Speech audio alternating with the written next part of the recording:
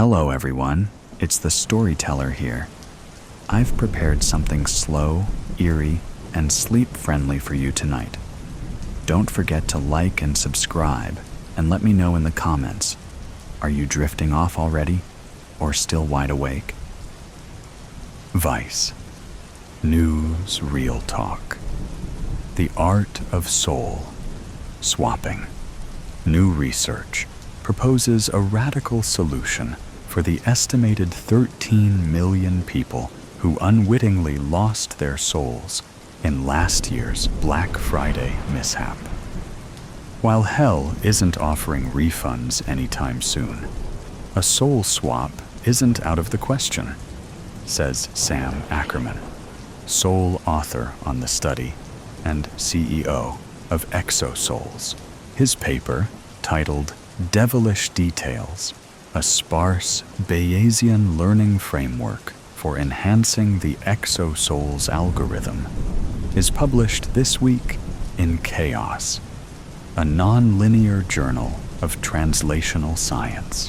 In it, Ackerman claims to have unraveled the 2-for-1 soul swap terms and conditions of the Philadelphia Screamer. He then introduces a machine learning model designed to identify likely victims who have yet to come forward, as well as predict the likelihood of unsouled souls going to hell anyway. Ackerman goes on to suggest that when combined with his proprietary ExoSouls algorithm, this novel framework can accurately pair last year's Black Friday victims with unsouled, hellbound souls, a finding that could give hope to millions. Vice's own Brett Love spoke with Ackerman while putting his updated soul swap theory to the test in real time. This interview has not been edited for clarity or length because hard-hitting journalism has no filters. Q&A with Brett Love and Sam Ackerman. Brett Love: so, how about you tell me why I'm stuck in Philadelphia traffic with a conch shell in my front seat? Sam Ackerman: great, right to the point. So, that conch shell is there to help you hear the screams of the damned. Cupping your hands to your ears is also an option, but that's more prone to error. I don't know if I like the sound of that. No one does. Now, as for the Philadelphia traffic, we need a bit more context for that one. You remember last year when the real Burning Man, who screams eternal, or simply the Philadelphia Screamer. Most people just call him Phil now. Sure, let's call him Phil. Anyway, after Phil showed up last year, screaming and burning and chained to the William Penn statue atop Philadelphia's City Hall with that Black Friday offer flaming across his torso, people were understandably curious. So, of course, someone flies a drone up there to get a closer look at this giant chained to the Will Penn statue. And forgive me for the recap, but let's not forget how incredible that moment was and still is today.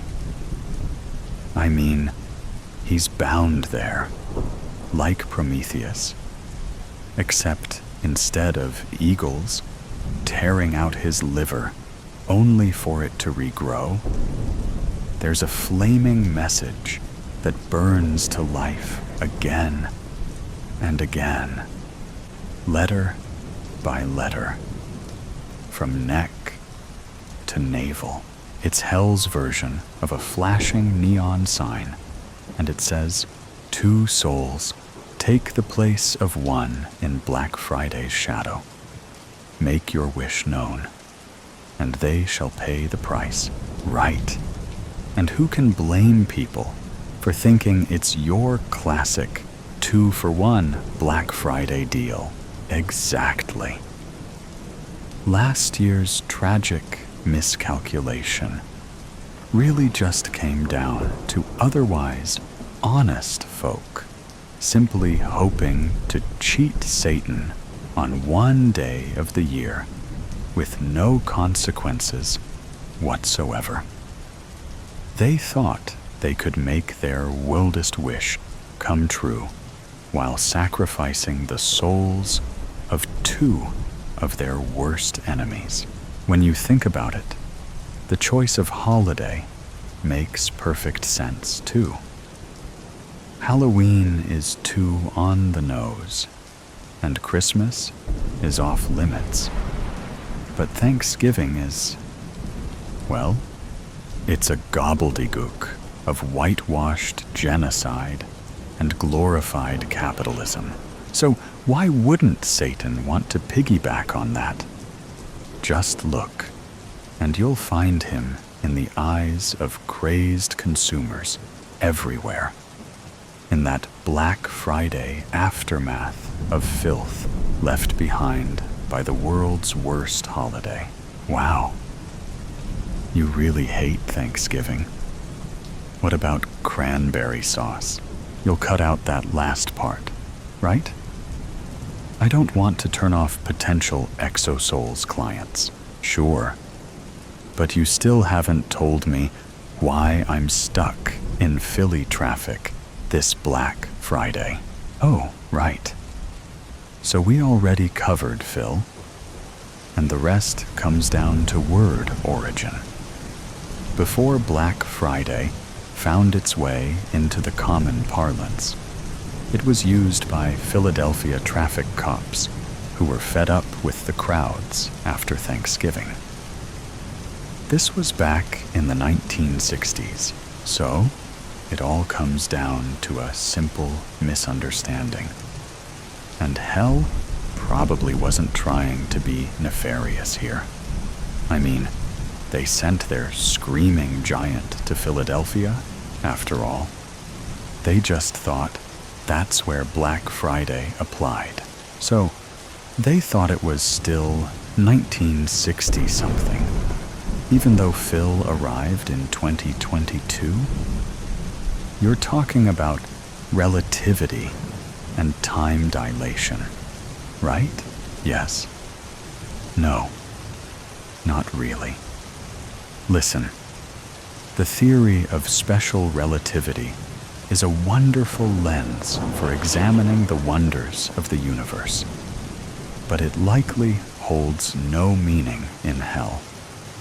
Perhaps whoever sent Phil is forced to experience a distorted sense of time passing on Earth to further highlight their own eternity in hell. A form of time torture, if you will. But that's just speculation, something that future research could explore. Regardless, my current research strongly suggests that hell's Black Friday deal only applies to Philadelphia traffic. What do you mean by suggests? I mean, I'm about to test your soul swap theory here, so you're sure, right? Please don't call it swap.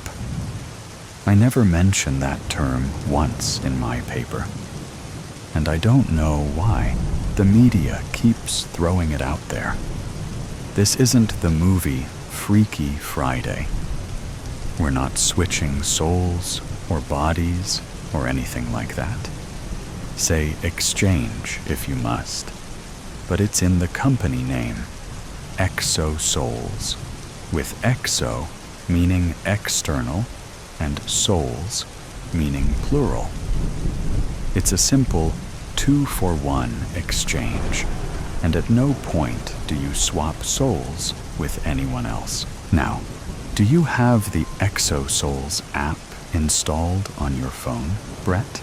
Yeah, but I'm asking if you're sure your soul swap. Is your theory correct?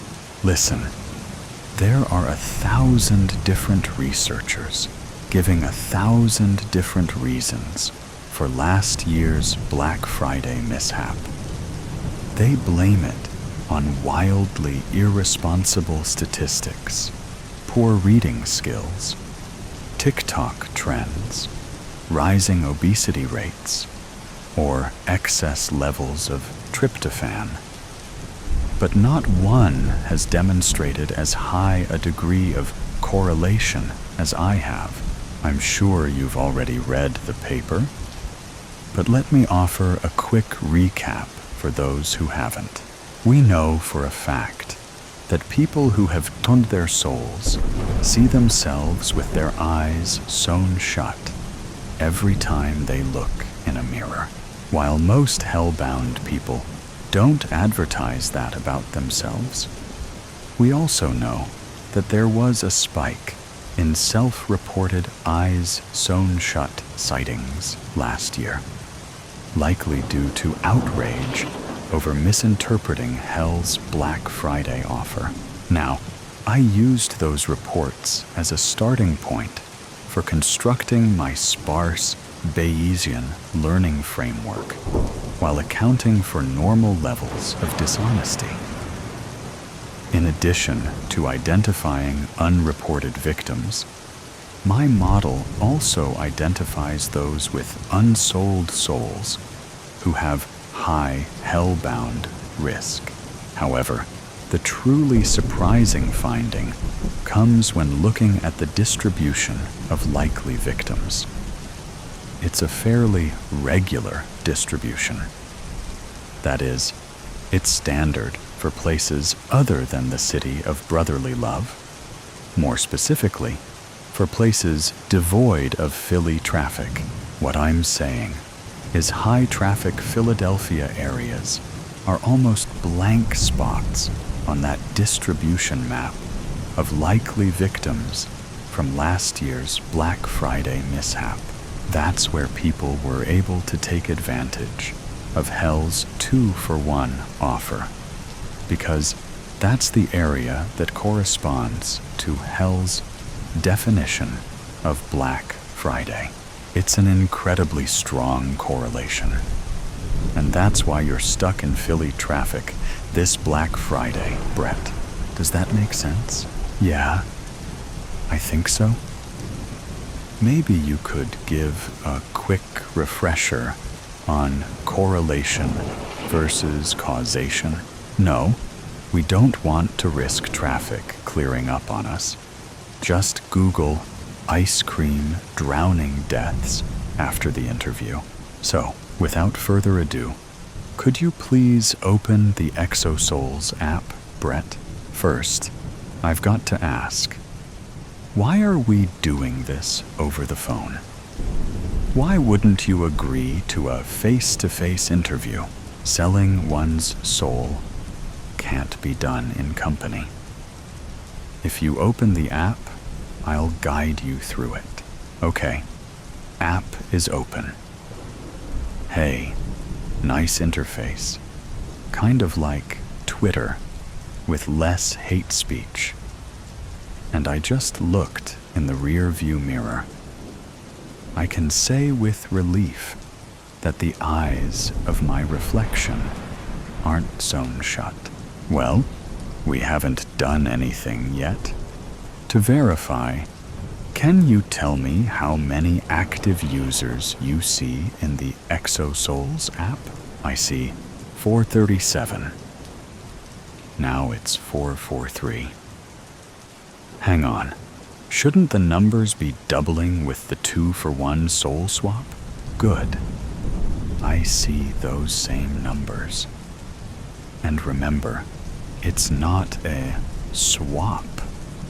The numbers aren't doubling for a couple reasons. First, not everyone is selling their souls simultaneously. Second, a number of users regain their souls with each transaction. Obviously, the total number of souls sold must increase over time, which is great for exosouls in terms of active users. But wait, you said some users regain their souls? Could you explain? You know it's reversible, right? It's in my chaos paper. I even mention it in the abstract. Sure, yeah, I know. But it may be worth explaining for the sake of the interview. Okay, traffic is looking steady, so I'll give a quick example. Hell's Black Friday 2-for-1 offer requires 3 souls. 1 soul to take advantage of the offer, and 2 more souls to pay the price. So, let's call the souls A, B, and C, and say they're all stuck in Philadelphia traffic. Imagine that A makes its soul-selling wish, which marks souls B and C as bound for hell when their time on earth is done. Now, say B, whose soul has already been sold, still wants to take advantage of the 2-for-1 offer. Hell owns B, but Hell doesn't care about individuals. Hell's goal is to simply gather as many souls as possible, so it would gladly trade B for 2 unclaimed souls. Soul A is still unclaimed, but we need another unclaimed soul to make B's transaction possible. That's where Soul D comes in. If souls A and D reach out to Hell and offer their souls in place of B's, Hell can't refuse. Sure, it loses a soul, but it also gains 2. And Hell must grant B a wish for the 2-to-1 offer to still hold true. Within this scenario, the first wish led to 2 hell-bound souls, while the second wish results in a total of 3 hell-bound souls within the group. You can see that the number didn't double in this instance. Of course, that number could easily keep doubling if everyone keeps making the selfish decision. But that's the beauty of the ExoSouls app. Its algorithm was already working to balance mutual and self-interests. But this latest enhancement connects Black Friday victims with likely hellbound to boost cooperation and user engagement. Does that answer your reversibility question, Brett? Yeah, and then some, but I mean that in a good way. You have me convinced. How do I get started? Let's see. The algorithm wants you to sell your soul in the traditional way first. That means no taking advantage of the 2-for-1 offer just yet. After that, ExoSouls will pair you with 2 unclaimed souls, so you can regain your soul. Wow, I hesitate to use the word luck, but this is a rare instance in my experience. At the risk of sounding redundant, I'd even go so far as to say ultra rare. Brett, you get to make 2 incredible, near back-to-back wishes and still keep your soul this Black Friday. Oh man, I haven't thought about what I want. What do I click to make it happen? Haha, you don't click anything. Exosouls points you to the best possible outcome. But this next part is low-tech, a tried and true method as old as mankind itself. First, what you want to do is pick up that conch shell from the passenger seat and hold it to your ear. Then, I want you to listen for the screams of the damned. Okay? I've got you on speakerphone and the conch shell to my ear.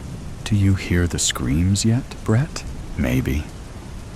But that could just be Phil on top of City Hall.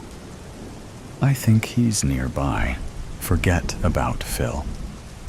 Think about the worst moment of your life. Relive it. Imagine that conch shell is a calcified ear that can hear your innermost thoughts.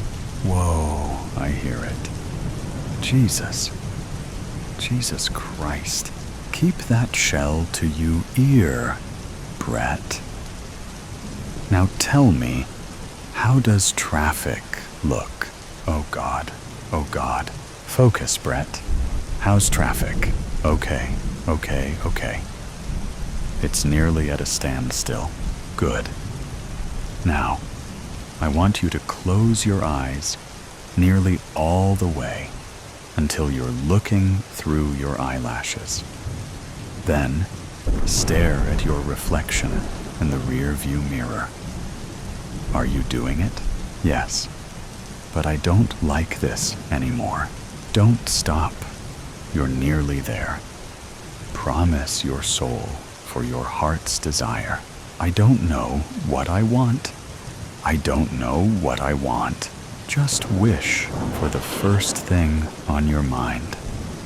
There are no wrong answers here, Brett. If it's in hell's power to grant it, you'll get your wish. Oh man, I did it. The shell is silent and... oh God, that's awful. What do you see?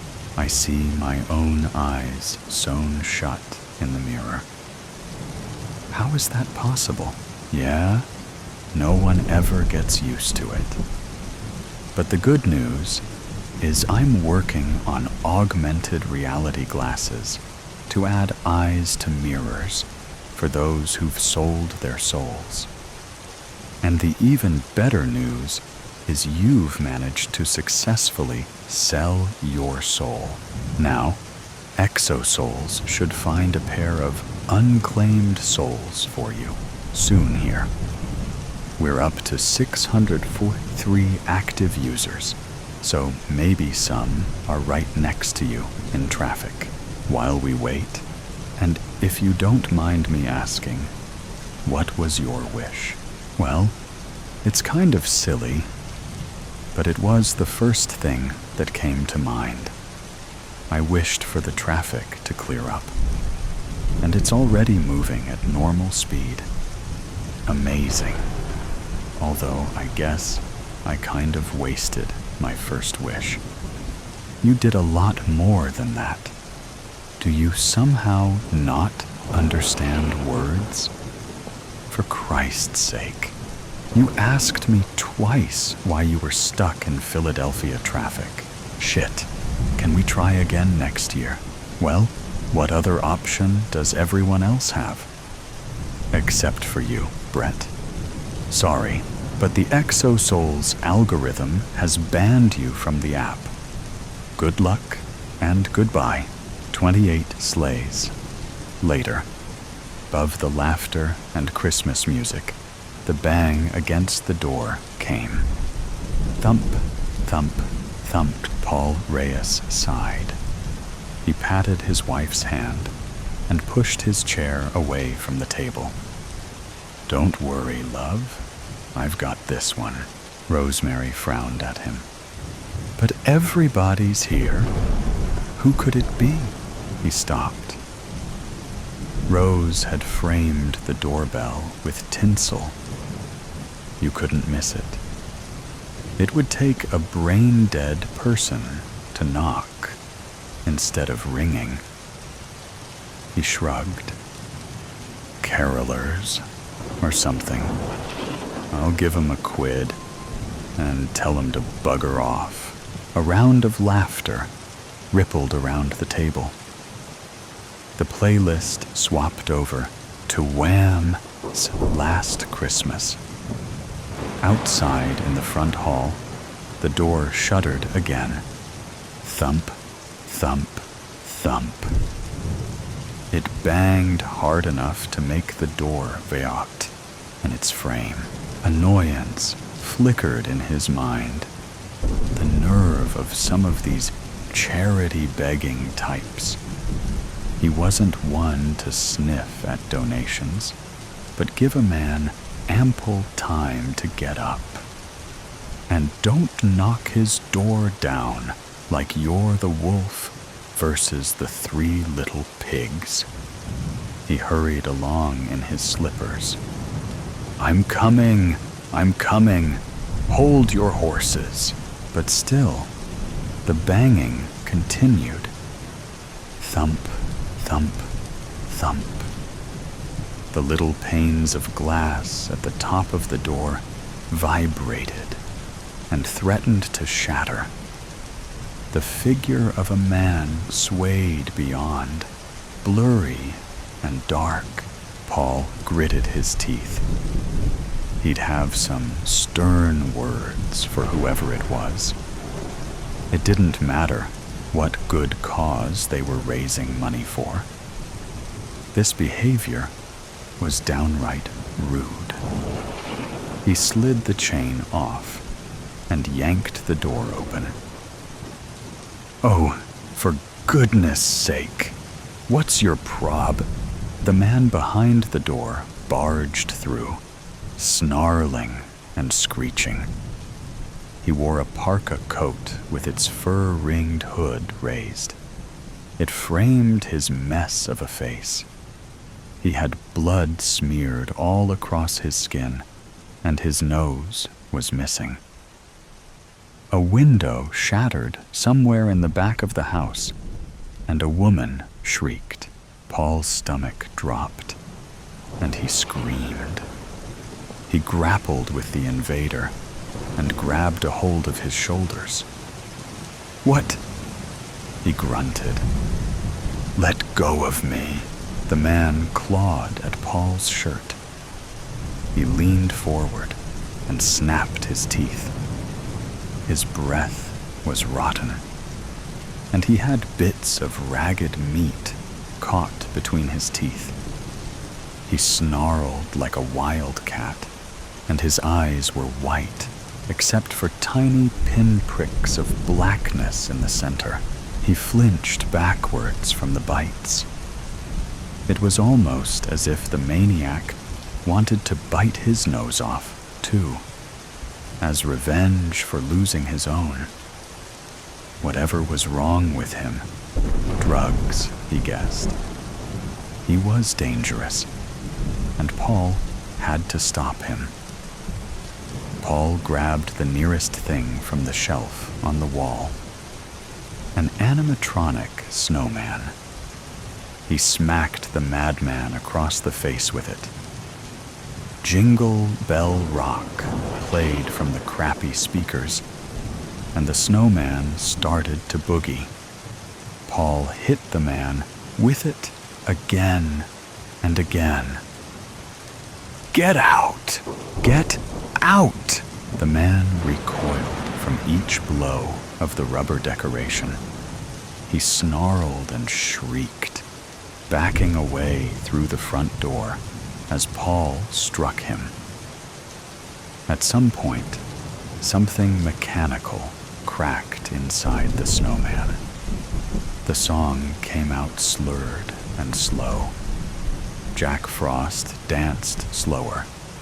One arm snapped off, and his head dented inwards. Blood smeared across his white body. Adrenaline surged through Paul's veins, reminding him of how it felt to be a young man. he became aware of his battle cry as he fought the mauled lunatic out of his home. With the noseless man wobbling on the threshold, Paul landed a kick into the guy's gut. "And stay out!" he roared. The man went sprawling backwards over the Reyes' front steps. He clattered into a heap at the foot of their driveway. At the top of the driveway staggered a group of people. 2 men and 4 women. Each had various ghastly wounds, like the noseless assailant. A cheek torn open here, an eye gouged out there. Intestines spilt out of one woman's belly and trailed behind her like a bridal train. Across his small patch of lawn in front of the lounge windows, a woman with one arm shambled towards him. Paul's nerves turned to liquid, and his legs to jelly. He whimpered and felt his bladder threaten to release. He scrambled for the door, missed, found the handle, and slammed it shut. With shaking hands, he slid the chain back across, his fingers slaked with gore. "Jesus, Jesus, Jesus," he whispered to himself. Immediately, the door began to bang again, and so did the windows looking into the lounge, and the screams from the back of the house continued, high-pitched and terrified. Goose flesh rippled up all over Paul's body. These nutcases had surrounded the house. He had no idea what they wanted, but he guessed it wasn't a cup of cocoa. He pushed off from the vibrating door and strode towards the sound of the commotion. He brandished his decoration/weapon. Rose, in the kitchen, some of the attackers had smashed their way through the windows. The glass sliced their forearms to ribbons, but they didn't care. They were trying to pull Rose out by her hair. She shrieked and kicked and batted at the hands to no avail. Several of their guests stood by and watched, their faces drawn in a rictus of shock. They still held their alcoholic beverages. Sean from next door had gone white, and his beer was tipping and spilling on the kitchen tiles. Paul froze. Rose had always argued about getting double glazing, but he'd deferred. He now wished he'd listened to his wife. How long until the front windows, looking out onto the lawn, shattered under the strain? He slapped himself across the face and raced into the fray, swinging Frosty for all his worth. He smacked at the hands that snaked through the glass over and over and over again. "Get off my wife, you damn hooligans!" That broke the paralysis spell over the others. The kitchen became a flurry of activity as people dropped drinks and grabbed a hold of Rose. Gail Clark yanked on Rose's feet, pulling her back into the house. In his vest and tie combo, Sean lobbed his pint glass through the window with a violent yell. The claws clutching Rose weakened enough for her to break away. Rosemary collapsed to the floor, sobbing. She held her hands to the blotchy red patches of yanked-out hair. Paul's mind was a flurrying snowstorm of thought. He stood in the kitchen, chest heaving. He stared out at the people gathered in his back garden. "Zombies," he said, not quite believing himself. "They're goddamn zombies." The swaying figures closed in on the house. Bangs and clangs echoed from the front. The dim winter light faded as the bodies blocked out the windows. They moaned in a chorus of the dead, their bloodied hands slapping against the four walls. Someone asked, "What do we do, Paul?" I don't," a woman screeched. "They're coming down the fireplace."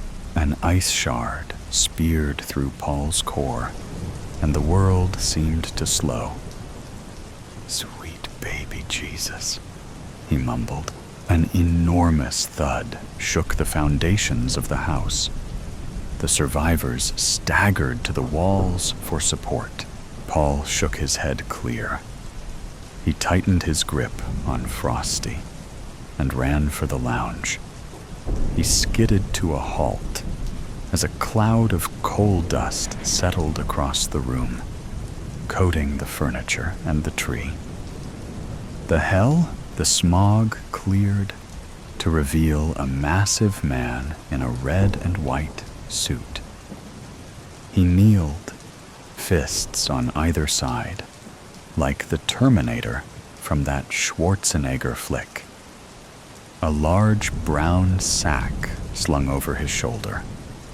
He had heavy-duty black boots, and a Santa hat clung to his head. Paul's insides shriveled.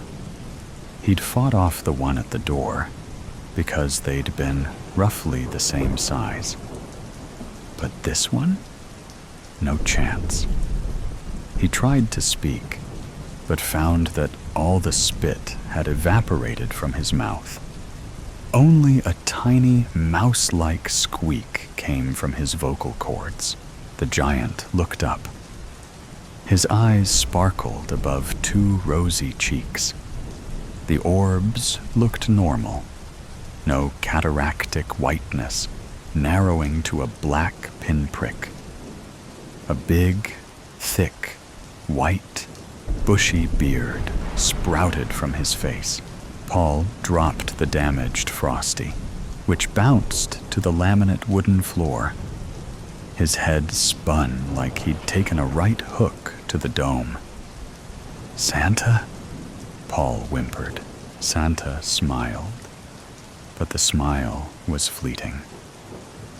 "Yes, Paul, it is me. Do not be afraid." He glanced at the window, which showed the growing horde pressing against it. "But you should be afraid of those naughty boys and girls."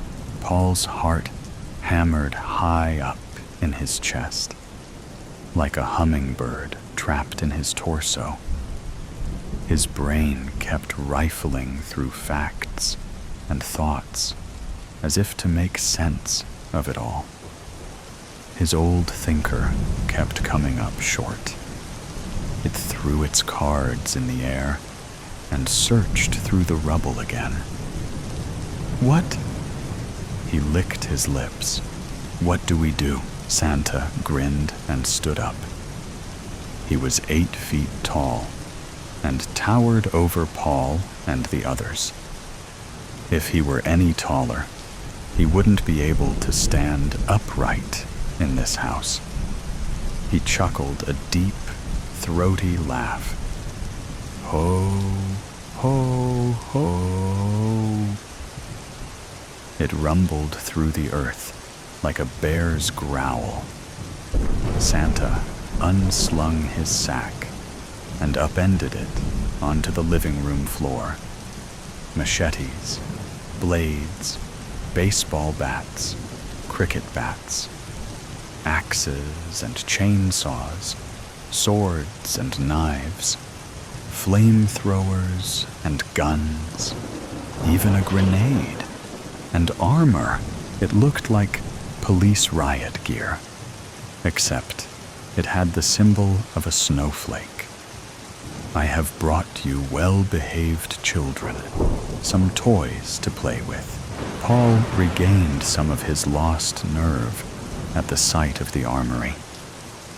With this elf-like giant on their side, they could turn the tides of battle. He bent down and picked up a chainsaw. Groovy, Santa bowed. Now, if you will excuse me, I have a few 100,000 more homes to equip for the coming siege. Out beyond the front window, a reindeer with a red nose was fighting off zombies with its antlers. It was winning. Paul felt like someone had punched the wind out of him. His eyes darted from Santa to the fireplace. You mean you won't stay? Won't stay and fight? We won't last without you. I am afraid there are others who need me. Santa raised one gloved finger. Remember, Paul, jealousy and greed are very naughty. He gestured to the treasure hoard on the ground.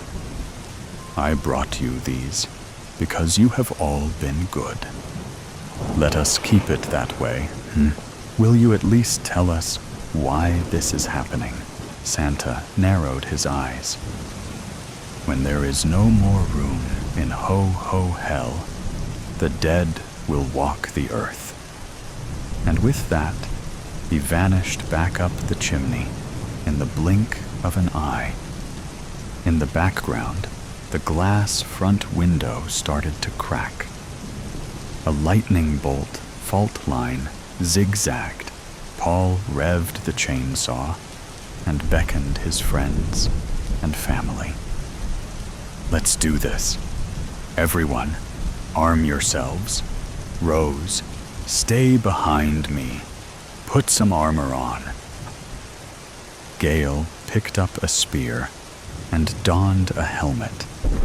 She pulled up alongside Paul and jabbed at the air between them and the fracturing window.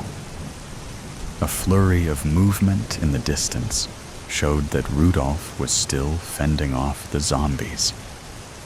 Gail screeched. Jesus is the only zombie we allow this time of year. Paul took the lead and strode forward, chainsaw in front like a jouster. Sean drew alongside with a shotgun. He pumped it, and 2 red shells bounced to the Reyes' rug. Sean had a steely look in his eyes that Paul had never seen before. He didn't even know the man could handle a gun. The only thing we should be eaten is turkey. The window gave way, and the zombies flooded in. Paul raised the growling chainsaw and went to battle. Rest in peace on earth. Elf off the shelf. From the beginning, there had only ever been one rule. Don't let anyone see you move. But after what I saw tonight, I was afraid I was going to have to break that rule. The Duncans' house was full of people.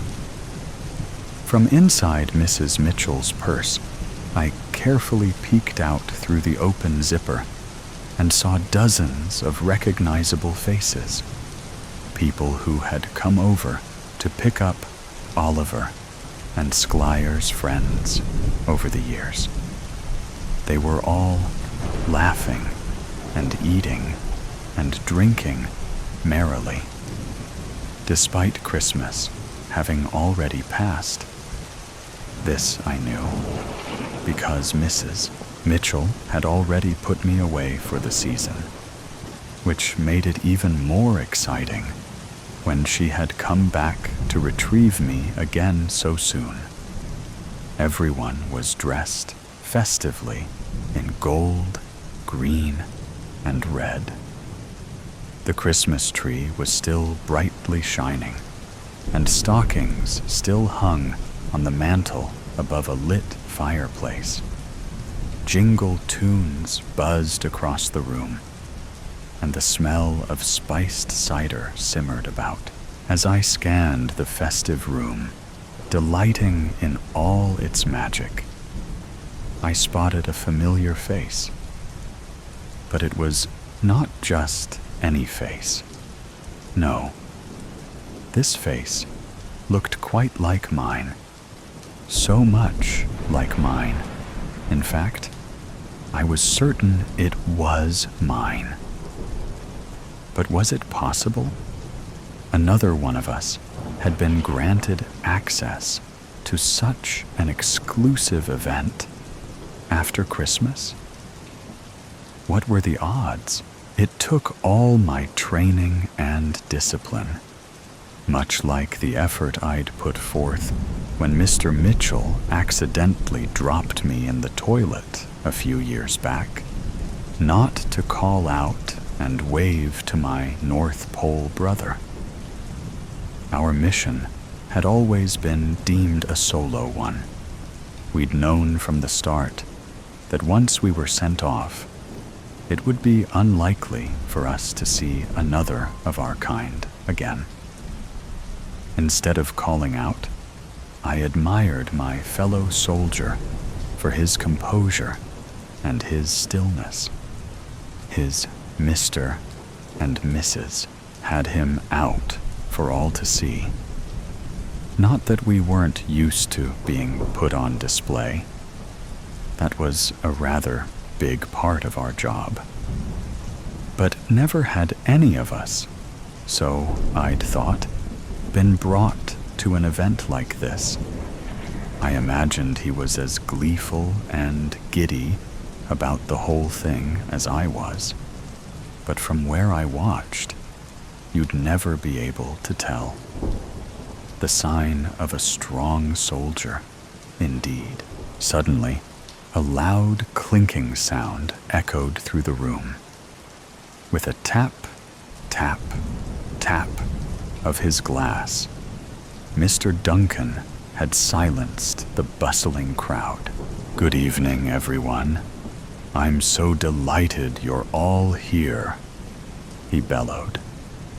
"I'm pleased to welcome you to our 3rd annual Elf Off the Shelf ceremony, where we, dedicated and loving parents, get to liberate ourselves from this torturous and time-consuming holiday tradition, now that our children have outgrown their childish beliefs in the magic of Christmas."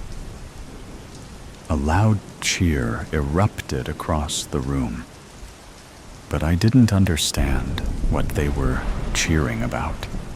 Liberate themselves? What holiday tradition? Tonight, we have 2 families who will be liberated: the Halberries and the Mitchells. Please give these lovely couples a congratulatory round of applause for their long years of shelving their elves. Another roar rose across the room, and it was then that I realized why Mrs. Mitchell had brought me here. Suddenly, I felt heavy.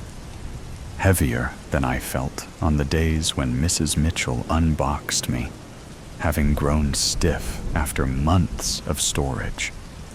Heavier than Mr. Mitchell when he accidentally sat on me.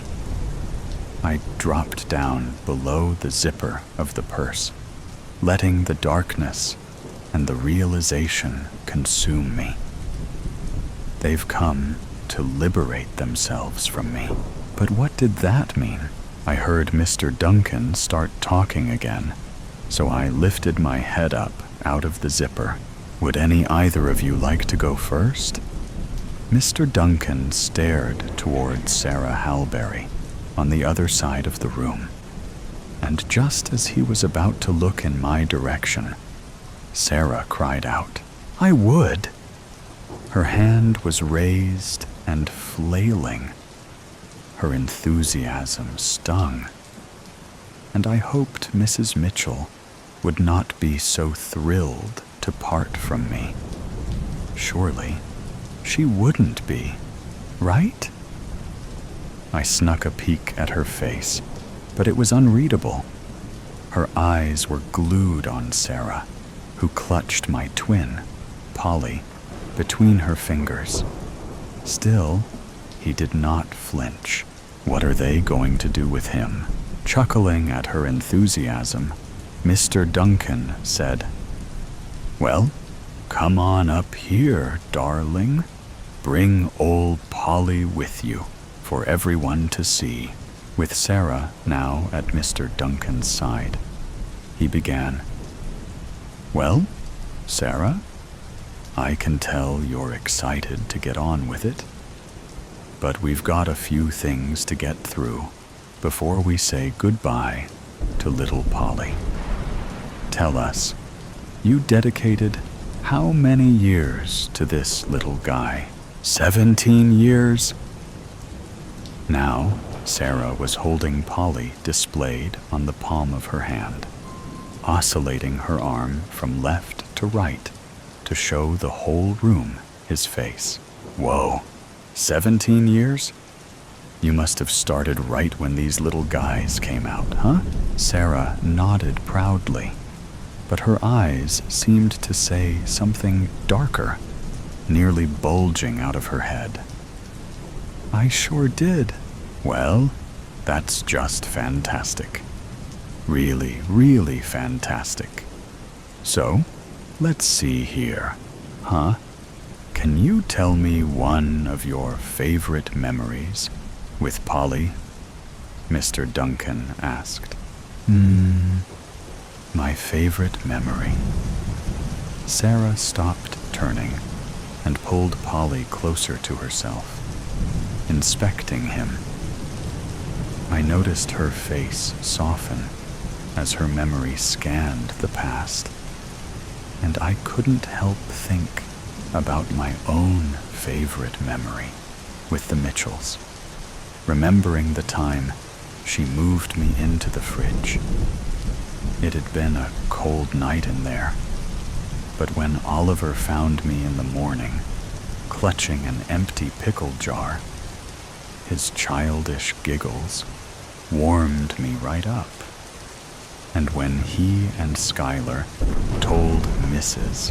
Mitchell that I'd climbed into the fridge and ate all the pickles, Mrs. Mitchell pretended she knew nothing about it. That was the moment I fell in love with the Mitchell family. And that was why I was having such a hard time understanding why the Mitchells were planning to get rid of me. We were part of their families. Didn't they see that? I guess it would have to be the time I wrapped one of his legs with tissue paper and wrote a little sign next to him that said, "In recovery. I'll be healed in 3 days." Ugh, it was such a relief not to have to move him for half a week. The room exploded with more applause and cheering. I'd remembered when Mrs. Mitchell had done something similar, setting me up on a small towel underneath a houseplant. Her note had said that I was on a vacation and that I'd be back the next day. I'd appreciated the break. Having to hold still in all sorts of poses around the house is not exactly easy. but I'd thought she was doing it to relieve me. A kind reward for all my hard work. Very creative, Sarah. And those of us who are still shelving our elves certainly have a lot to learn from your innovative ideas, don't we? Now, care to indulge us in your worst memory with Polly? We like to end on a bad note, as it tends to make the final goodbye a little easier. Mr. Duncan chuckled. Something about the way he said final goodbye made me uncomfortable, and Mrs. Halberry's sinister smile only made me feel worse. The worst memory with Polly? I watched as she squeezed Polly in her hands, and it felt as if I were the one between her tense grip. Now that's easy. The pause in her words held the room nearly silent, save for the crackling of the fire. It was not like the magical silence of stockings waiting to be filled by Santa on Christmas Eve. Rather, it was full of darkness. I couldn't take my eyes off of Mrs. Halberry and poor Polly, so helpless in her hands. And then he wasn't in her hands anymore. I'd barely heard Mrs. Halberry say all of it before I saw Polly soaring in midair towards the fireplace, his smile brightly intact as he was flung into the flames. I watched, speechless, horrified, trembling, as Polly landed amidst the blazing inferno. The fire popped and bloomed as it devoured him, engulfing his hat and body instantly in vicious heat. My eyes begged me to make it stop, but I couldn't look away. I wanted to scream, no, and to leap out of Mrs. Mitchell's purse and lunge to Polly's rescue, but I was frozen in my terror. Why was nobody doing anything? Why did nobody stop that wretched Mrs. Halberry? How could they let? That's when the sounds of celebration finally registered. They were cheering. They were whooping and hollering. I peeked a glance at Mrs. Mitchell and almost fainted at the sight of her. She was clapping, smiling even. What was this party of horror? Who was this woman I had dedicated my existence to? This was certainly not the Mrs. Mitchell I knew. This was, well done, Mr. Duncan guffawed, patting Mrs. Halberry on the shoulder. Guess you were too eager to wait for the formalities, huh, Sarah? Feels good, doesn't it? She was jumping up and down and clapping next to him, a smile as grand as a child's on Christmas morning. Monster. She was a monster. All right, dear. The whole party thanks you for your contribution and your entertainment. Why don't you go join Paul? And we'll invite the Mitchells up here for their liberation, shall we? If my heart had been working, it wasn't anymore. I dropped back into Mrs. Mitchell's purse, unsure if I had the discipline to conceal my terror.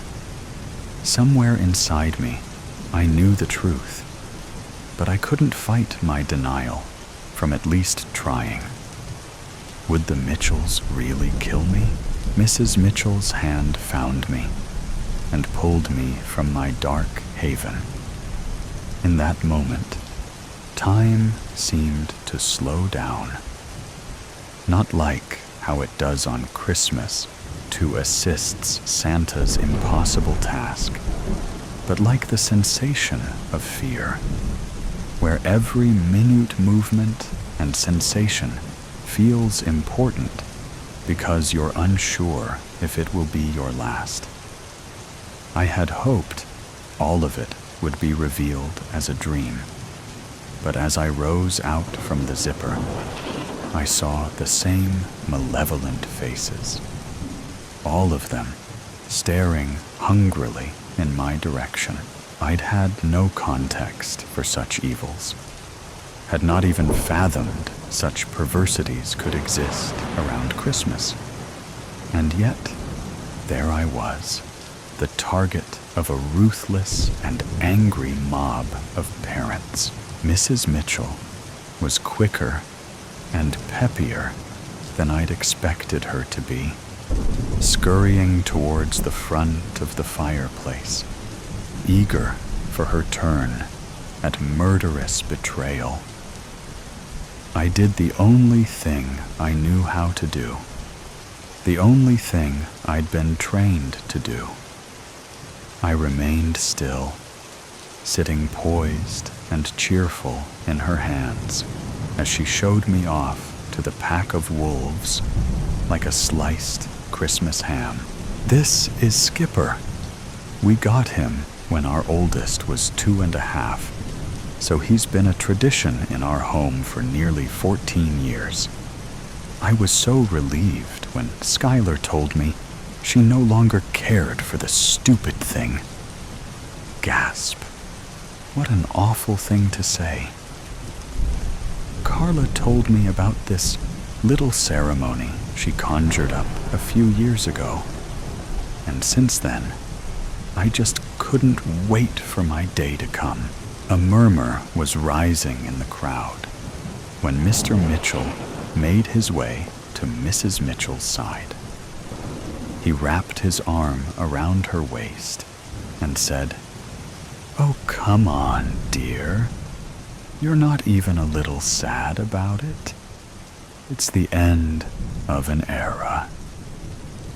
People snickered, and Mr. Mitchell's smile grew wide.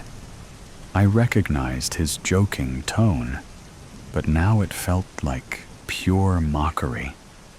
It made me wish I'd never forgiven him for leaving me in the bathroom that day. Mrs. Mitchell tilted her head in consideration and placed a hand on Mr. Mitchell's face. "Aw, honey, there's a lot about the kids being little that I'll miss, but this isn't one of them. Maybe if you'd been more helpful." She pinched his cheek, and they both giggled like mischievous beasts plotting their most vile acts. "I helped," Mr. Mitchell defended. This time, it was mostly just the men in the room who laughed. "You moved him twice in 14 years. They were great hiding places?" Mrs. Mitchell scoffed. "The toilet is not what I consider a great place, Sam." "Okay, that time didn't count. I brought him to the bathroom with me and forgot about him. More to my point, you weren't helpful?" Mrs. Mitchell pecked Mr. Mitchell on the lips. "It's okay. I still love you. But you'll forgive me for being a little excited to not have to do this anymore." Mr. Duncan slung an arm around Mrs. Mitchell's shoulder. "All right, you two.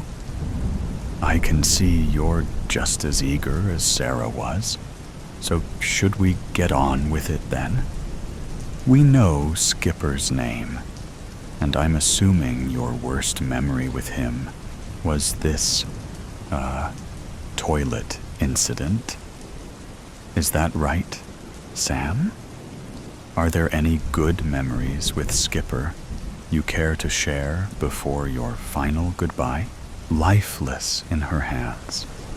I willed her to remember all our good times together. They had to have been real to her. They had to have meant something, the way I know they meant something, not just to me, but to Skylar and Oliver. Remember their little faces, lit up each morning at the surprise of my new location. Remember how happy they were when Thanksgiving ended because they knew I would arrive soon. I'd brought joy to them for 14 years. How was it possible that they could throw me away? Well, there was one thing. Mrs. Mitchell's voice trailed off. I felt her grip loosen slightly, and a sparkle of hope twinkled in my soft, fluff-filled belly as she turned me in her hands to face her. Lifting me up to her eye level, she stared directly into mine, and I saw 1,000 memories swirling around her glistening green eyes. I'd always thought they looked like the most beautiful holiday wreaths in the world. I'd admired them so many times, but this time I begged her to return the favor. Which moment was she remembering now? The time I mowed the lawn? Or the time I built a gingerbread house and ate part of the roof? Whatever point in our past it was, I wondered if it would be enough to change her mind about all of this. Oh, never mind. All of it was just silly, and I'm so relieved to be done with it. Yeah! The crowd cheered, and my heart sank lower than the thermostat at the North Pole. She was really going to go through with it. What was I going to do? I heard Mr. Duncan spouting off more jokes, and I knew I was losing time. If I didn't do anything soon, I was about to be tossed into the fireplace alongside my now molten friend, Polly. Poor Polly. Had he even an inkling of what his fate had in store for him? Had he loved and trusted the Halberries as I had loved and trusted the Mitchells? I had not known him well, but I'd like to believe that if he'd had any idea about what they were going to do to him, he would have done something to stop it, even if it meant breaking the number one rule.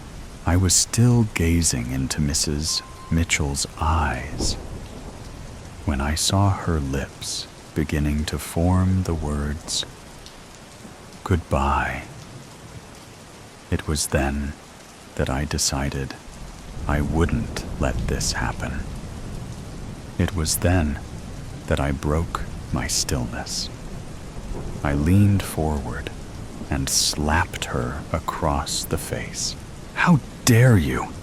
I huffed, and the sound of my own voice shocked me, for it had been many years since I heard it.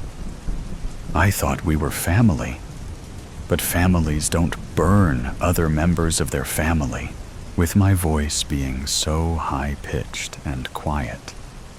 It took a moment for everyone to realize what was happening. But once they saw Mrs. Mitchell's face, frozen in an expression of horror, the room fell deathly silent. "Skipper?" Mrs. Mitchell breathed, but by then, I was already out of her hands. I jumped up onto the fireplace mantel and raced across it. I grabbed a hold of some tinsel garland and flew myself across the room towards the Christmas tree. grateful that this one still had its star-shaped tree topper. I remembered long, long ago when Santa had warned us that if we'd ever had an emergency, it was the tree toppers that could quickly transport us to safety. The fear that they might catch me fueled my speed, and quickly I climbed through the branches, the ornaments, and the string of lights all the way up to the top, feeling every single malicious eye searing through my back. Once I finally reached the top, I was breathless. I turned to face the room of malevolent demons and realized my fear had been unwarranted. None of them had moved an inch since I'd sprang into action. Every single one of them was frozen, mouth agape, and staring. As petrified as I had been, watching from within Mrs. Mitchell's purse. I even saw Sarah peek towards Polly's ashen remains in the fireplace. I scanned the faces of them all, and when I landed on the Mrs. Mitchell, I narrowed my eyes. "You owe Schuyler and Oliver a jar of pickles," I said. Then I placed my hand on the glistening star atop the Duncan's Christmas tree, and like a sudden stroke of magic, it was I who was finally liberated. Diary of a Serial Killer. How might one endure the silent and secluded nature of winter? Be the bear. Enter a deep cave, and dream, dream, dream. Jacqueline Suskin. I probably shouldn't be writing this, but oh fucking well. When the most precious thing lodged in your heart is ripped out and crushed by an unthinking alcoholic asshole driving with a revoked license, you do things, unimaginable things, and not just burying your beloved 8-year-old son, which was not on my shitty life bingo card, obvs, but life wasn't shitty before. The word should be capitalized. Before. No, better yet, the before, because now life was rent in two, forever separated by the gaping maw of rage. The before and the after. A fissure of overwhelming grief that quickly cracked, allowing the steaming, boiling lava to emerge from her core. Oh, he would pay. That drunken dickhead. His money won't protect him. Not from me. They gave her the code name Mama Bear, but he never imagined that she was holed up in a cave. On a hunch, he came out to the Pennsylvania woods at night, alone. Common sense and the FBI handbook would label his actions reckless at best and suicidal at worst, but he didn't fear for his safety. Mama Bear targeted a certain type of prey. Except for being a male, he didn't fit her profile. Funny. They were both profilers. October snuck up behind him, picking up the crisp air, tossing it around. Playing offense, it switched tactics, threw it toward his face, temporarily snatching his breath. He continued to climb, quiet, crunching under his boots, allowing the patches of clearing and the light of the frosted full moon to guide his steps. He'd reach the cave no matter what, so the easy way was the best way. He put his hand in his front pocket, felt the crumpled page of a diary, The paper crinkled like the fallen leaves underfoot. It was mailed to him at his office. This one, and the other entries. He had the sense to turn in the others, but not this one. Well, most of the others. She vowed to herself that she would abstain from killing for a month. Or so she wrote. By his accounts, it was day 30. He hoped her undated entry referred to October. At least he would have a day, one day. It was easier than I thought. I would say too easy. But that motherfucker mowed down my baby like a shirtless, beer-bellied jagoff hurrying to cut the grass before the Buccos game. Maybe it shouldn't be hard. Justice shouldn't be hard. Not in the semblance of a fair world. Leaves skittered and scurried around his legs, tumbling over each other like playing squirrels. He stopped, inhaled deeply. He loved the smell of fall. That last exhale of trees mixing with ripe decomposition. I'm so glad I live in a world of Octobers. He smiled at the memory of his sister, quoting Anne Shirley.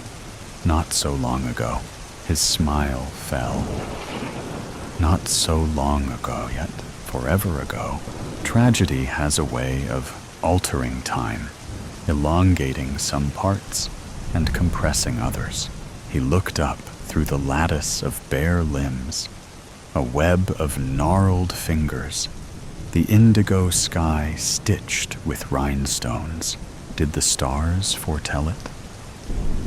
It was the mutable signs of the zodiac.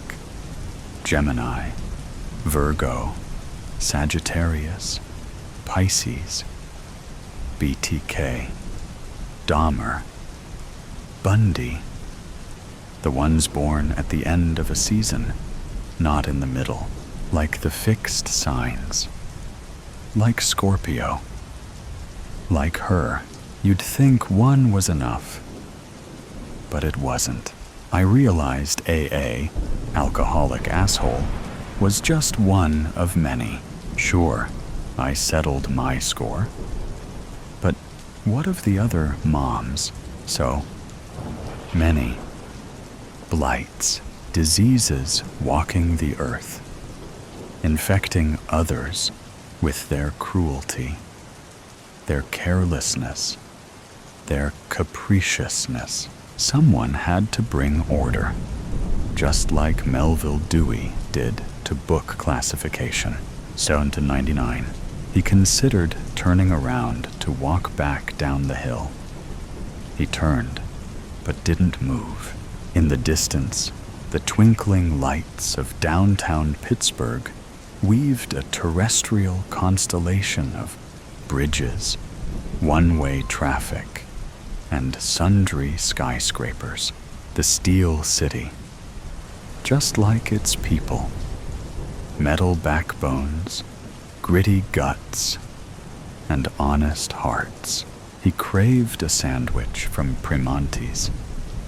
Any sandwich. That was the last time he saw her.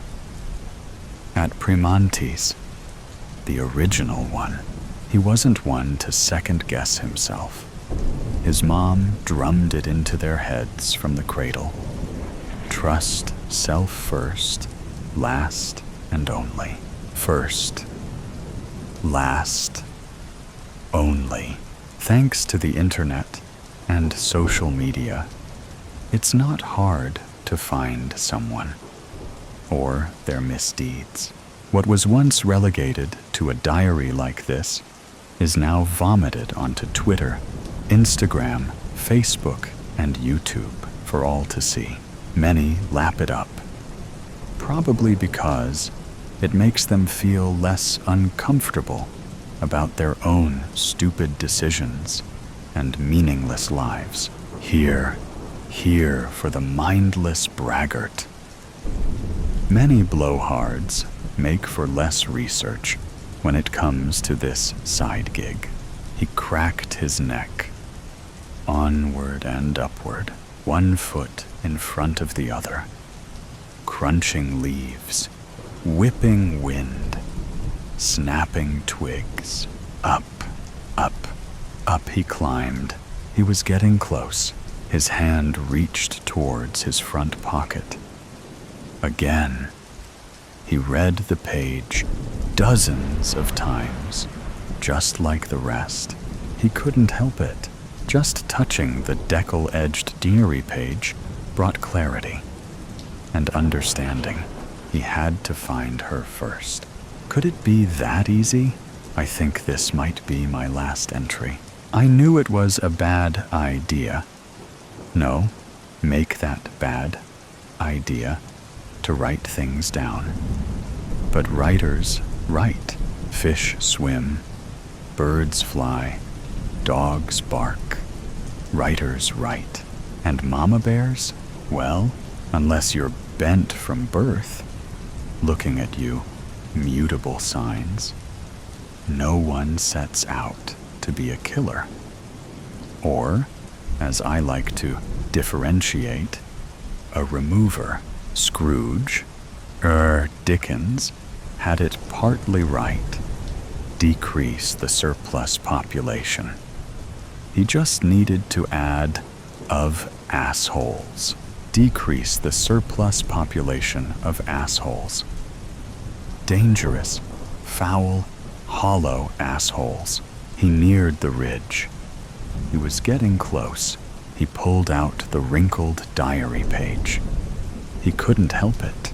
The moon illuminated the page, but he couldn't make out the words.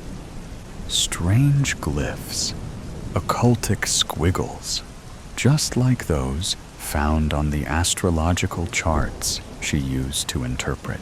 Meaningless symbols to the untrained eye, but metaphysical gold to the mystic.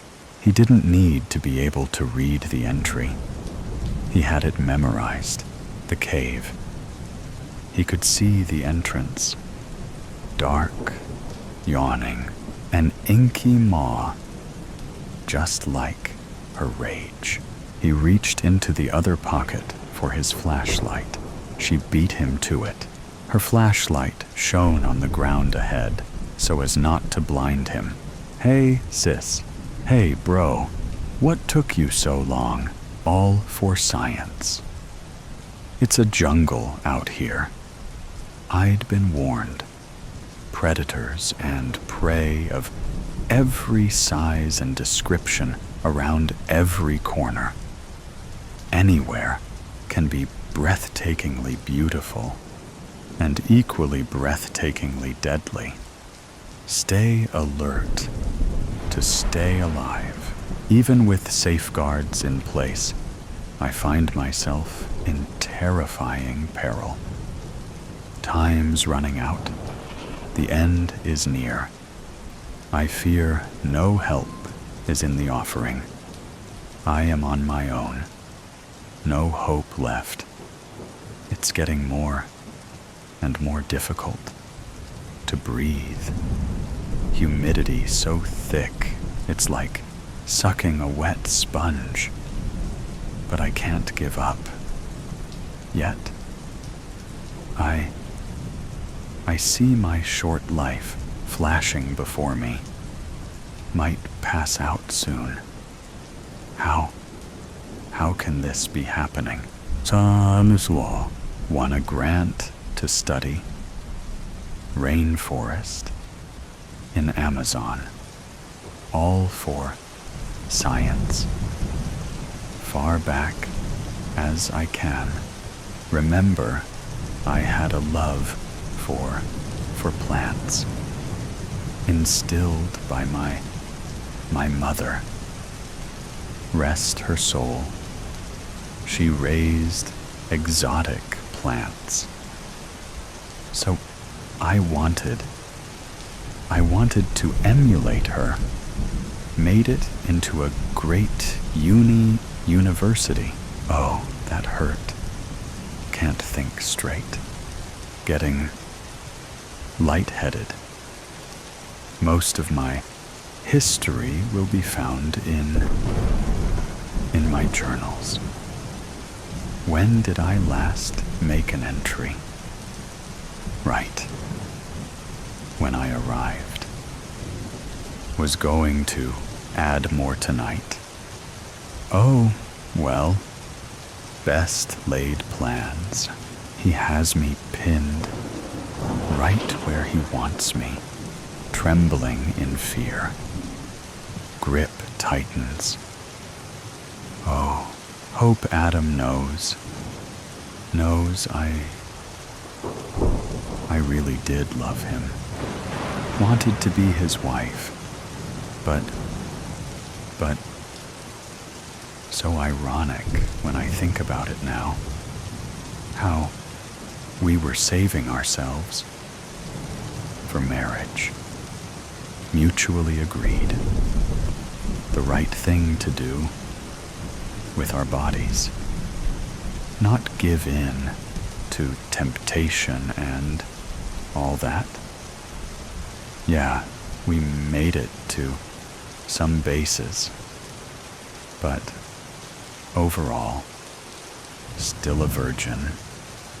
At 23, could have gotten married long ago, but we wanted our master degrees first. I tried to scream at first. Takes too much breath. Now, look at my body. I tried so hard. Stay in shape. Stay healthy. Exercise. Eat right. There'll be nothing left. A pith helmet and designer cargo pants, if that. Ow. Think that was a rib. That cracked. Snap, crackle, pop. If lung punctured, maybe put me out of misery sooner. Yes, I should pray for that. Make this end, please. Oh, hurts so much. Get it over with. Already. Must confess all my sins and beg forgiveness. Please forgive me for not serving you and my fellow man better. Thank you for saving grace. Remember me in your kingdom, please. So crook, ating. Think pleasant thoughts. Night first met Adam. Halloween party, college, junior year. Friend convinced me wear outlandish costume. A pleathery sleeping bag looking wrap that looked like a giant anaconda swallowing me whole. Ironic, right? Lower jaw pushed up my D-cup cleavage to my neck. Only my arms and head stuck out. Above the form-hugging, diamond-studded snakeskin created quite the shapely bulge 40 and 26-36. The upper jaw looked like a hoodie coming over my head. Adam and every other straight male took notice, but Adam's field of study is snakes. They're his passion. More so than me, I fear. He seemed jealous of my trip here. I only look at plants. He would have so many snakes to admire snakes. Ah, believe. He would classify this charmer as a reticulated python. He has me wrapped in multiple coils, intending to make me his meal. I'm afraid, enjoying squeezing every last breath out of me until I pass out or die, making me easier to devour whole without a struggle. More bones he can break will make me slide down so much easier. It won't be long now, being crushed like a tin can. Everything hurts, breaths getting shallower, all alone on a hike, not far from camp. Stopped to examine flora. He dropped out of canopy above. Even if I looked up, he would resemble dripping vines. Was he stalking me, or I happened to stumble into his domain? Easy prey, fast delivery, knife strapped to my thigh. Once he had me in his grip. He moved so fast, I didn't stand a chance. Maybe butt dial help? Phone in my back pocket. Reached for it. Now arms pinned behind me. Chest thrust out between coils. Pretty picture, no doubt. Oh.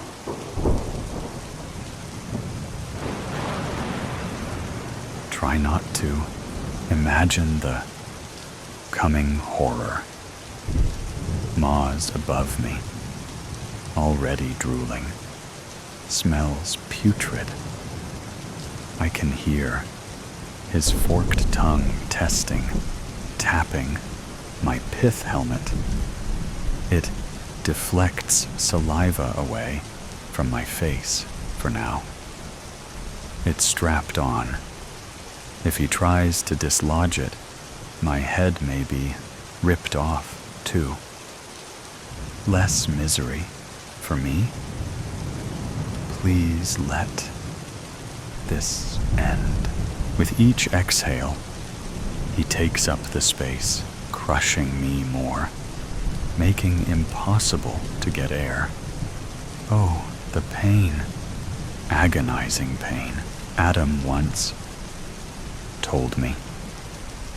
This guy is one of most efficient killers in world. Only the best. For me. Oh, don't laugh. Takes too much breath. He's getting more efficient. Once I pass out, he'll easily swallow me whole. Connective tissue allows jaws to open wide. He'll walk them over my head and face. Hope he chokes on helmet. Backward pointing fangs prevent me from escaping if I'm still alive. Sure, as if once prey in throat. Strong muscular contractions work mass down through long esophagus into juicy, thick stomach, all prepared for heavy task of digestion. may slow him down several days, my body quivering in terror. Carnivorous, 100%. No flora for him. Can swallow prey much larger, thicker than himself. He'll bathe it in lots of slimy, acidic juices and digest everything except hair and nails, things with keratin. Those will be expelled as pellets. Wonder about cargo pants and hiking boots? Someone someday find pile of designer scat? I'm such a comedian sometimes. Maybe I'll taste funny, so he'll spit me out. Don't wanna be snake food. Oh.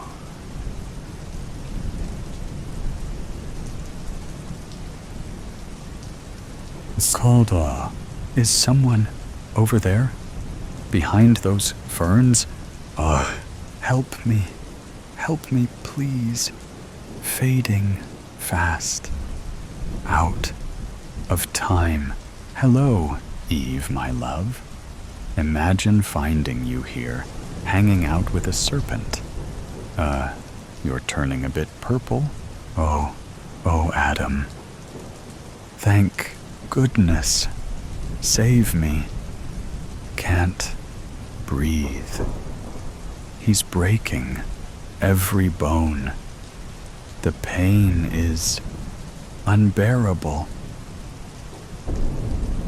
Destroy this monster. Let me beat him with this stick. Let go of her, you horrible purple people eater. Sorry, not working, doll. Can't say I didn't try. Besides, how could I possibly forgive myself for destroying such a magnificent specimen? He's only doing what comes naturally. You look like a piece of meat to him. Can't blame him. He's made a delectable selection. Just look at the way he is working you over. Kind of like the way you twisted everything around in your journal I found back home when I was watering your plants. You were ready to dump me after all our dreams and plans, simply because I gave in to temptation and bedded that perky waitress. She didn't deny me any of her body, unlike you. Oh, can't touch this. Now who is touching you everywhere? And you expect me to save you? Adam, please, can't last much longer. The end is near. Tell you what, sweetheart. How about I make you a movie star? You look hotter than I have ever seen you, all coiled up, cozy-like, with that hungry python. Your boobs are sticking out between the coils and look good enough to eat. Oh, that is his plan, all right. Such a tasty morsel for him. I'm gonna film it all in the name of research. The eating and mating habits of the reticulated python. My favorite subject. It will pay for this nice little vacation I granted myself. But he'll get a good portion of that too. Let me help him out by taking off that ridiculous hat and those heavy boots. Maybe I can slip off those long pants as you are slipping down the hatch. Don't want to be too hard on his delicate system. Hard enough swallowing a prickly prude. Smile pretty for the camera. Look like you are enjoying this once-in-a-lifetime experience. It's all for science. There you go now. You'll make a sexy, shapely bulge in his belly, my dear. You'll stay alive for a few hours. Be sure to thrash around in all the sweet, smelling bile. He'll like that. Gives him satisfaction. And it'll speed up the digestion, so the burning won't last as long. I did mention it's gonna burn a bit, didn't I? Have fun. The end of Eve as we knew her. Epilogue. Adam. I'm funning with you folks. Of course. I waited a couple of hours, then showed up at her camp where they were missing poor Eve.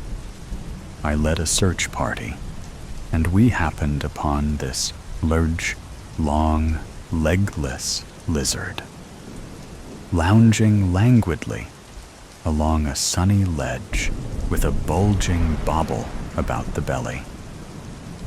In the name of science, we opened it up and found a slime-covered beet red, boiling mad, but still beautiful, busty, blonde botanist. She never would marry me, but she made a fortune telling her tale of what it felt like to be swallowed whole, and my secret porn video went viral. All for science, you understand. General. My eyes fly open, like I'm waking from the dead. I start up, tossing aside the blanket that had been tangled around my legs. Something woke me up. I kick dirty laundry out of the way and shift my body to sitting up, head swimming. The sunlight is too bright in the room, and I find myself squinting around.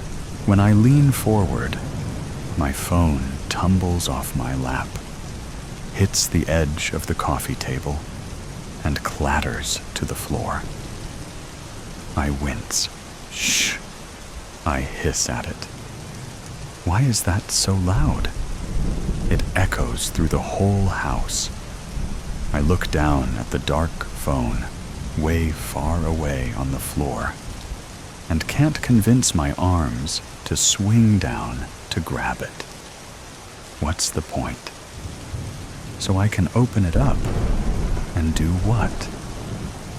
I breathe in, smelling the stale smell of the old blankets wrapped around me in a cocoon. And because there's nothing better to do, breathe out again.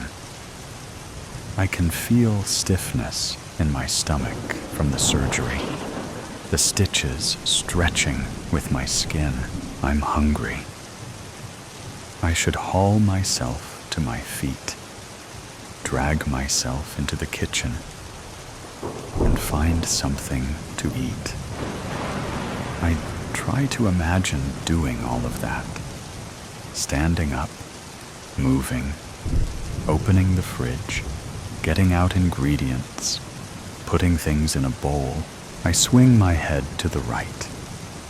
There's my water bottle. I can drink some water. I try to force my brain to imagine telling my husband, when he gets home from work, what I did today. I drank some water from my water bottle. I breathed in, and I breathed back out. I decided to keep breathing in and keep breathing out, because it was easier than not doing that. I look down at my right arm, and because it would be embarrassing if I can't even manage that, I lift my arm, pick up my water bottle with fingers made of lead, and swallow some water. I have been back from the hospital almost a week after my ordeal. And somehow, swallowing water is still the most I can manage. The TV is on, and there's a very serious news lady droning on. She's talking about the spread of the virus, and there's a map with splotches of red. I don't want to listen to this, to see the red slowly seeping into our state, getting closer and closer to us. I want it to be quiet. She's talking so loud, she needs to be quiet. But I don't know where the remote is, and I don't know if I can remember which buttons to press. I lean my head back and think about going back to sleep. But if I go back to sleep, at some point I'll be woken up again. And then what? Once, I liked waking up in the morning, greeting the fresh world and whatever the day held. Now, after what happened, when my eyes open, I just wonder when I can shut them again.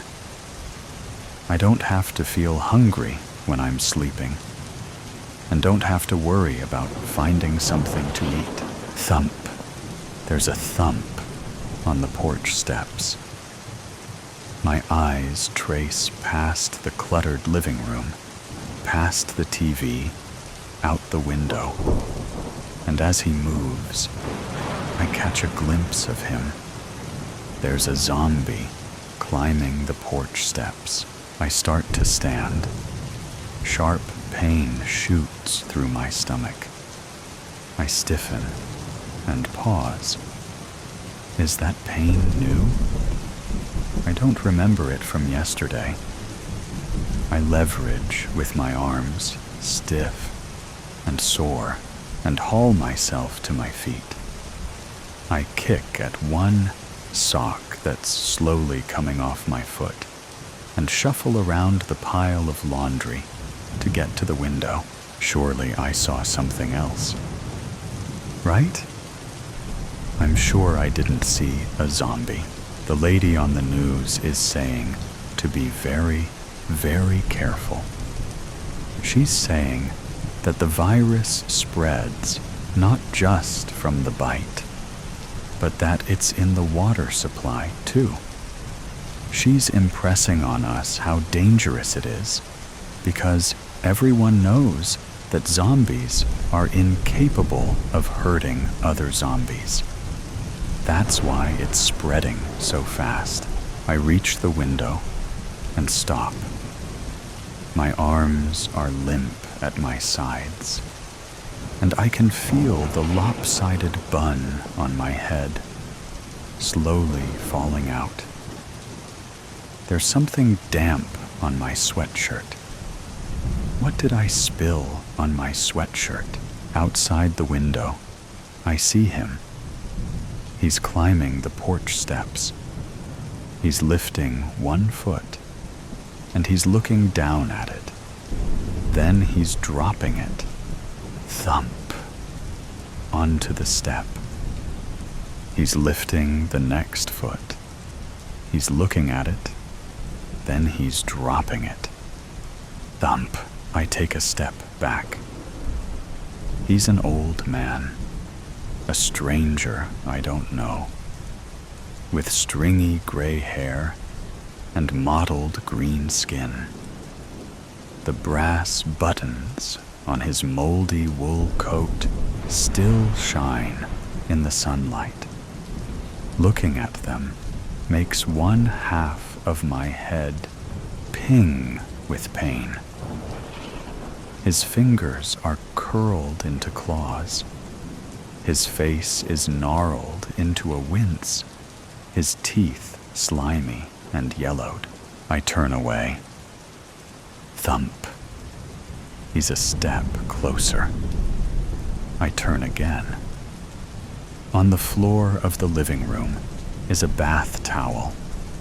Oh, that's why my shirt is wet. I took a shower this morning. I start to move, pushing my feet forward. One, then the next, then the other again. I reach for the doorway to the kitchen.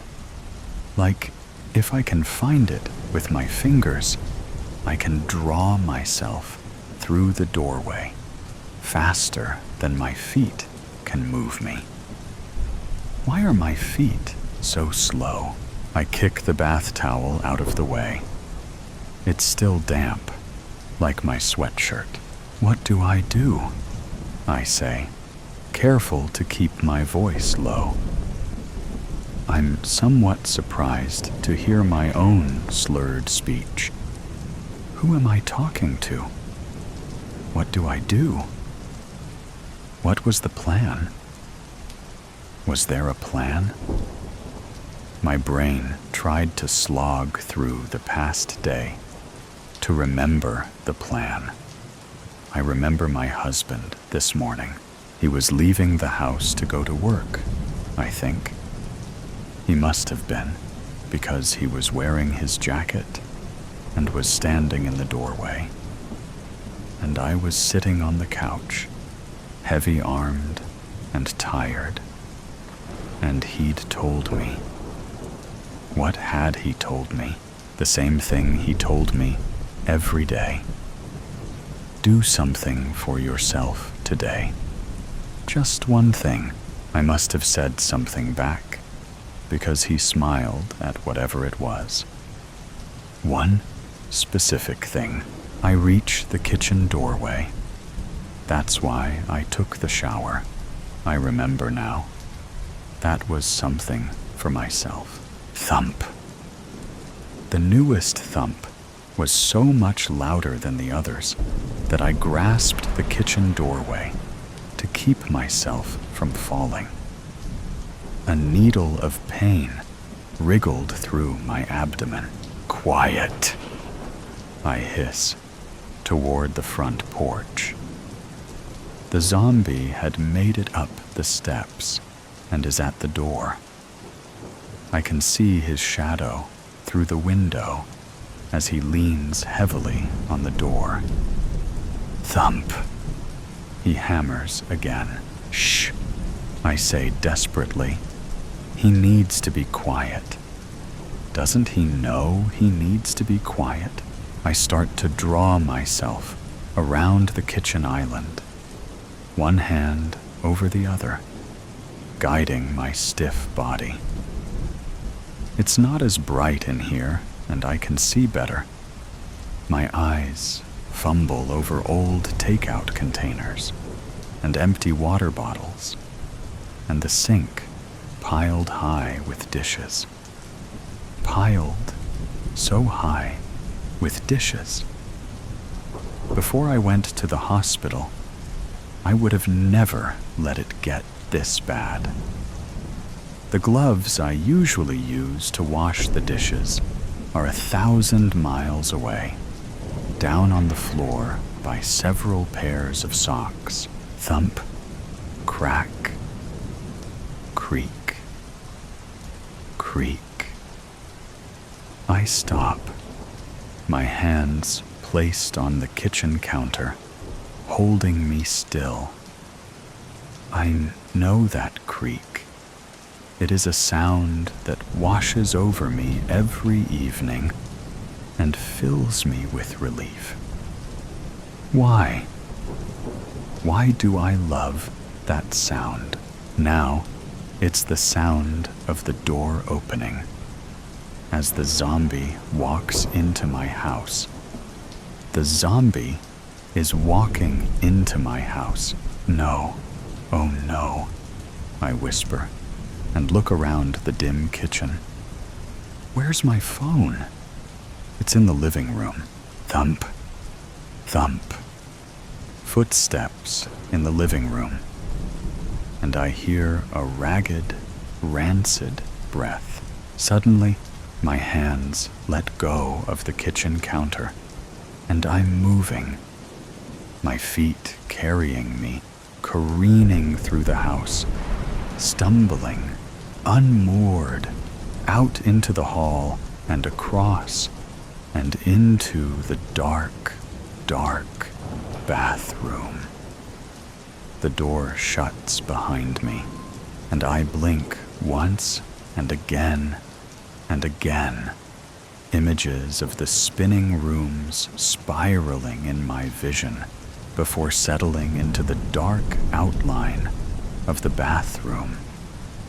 Sink, toilet, empty toilet paper rolls, trash overflowing, and from down the hall, from the living room, I hear a voice.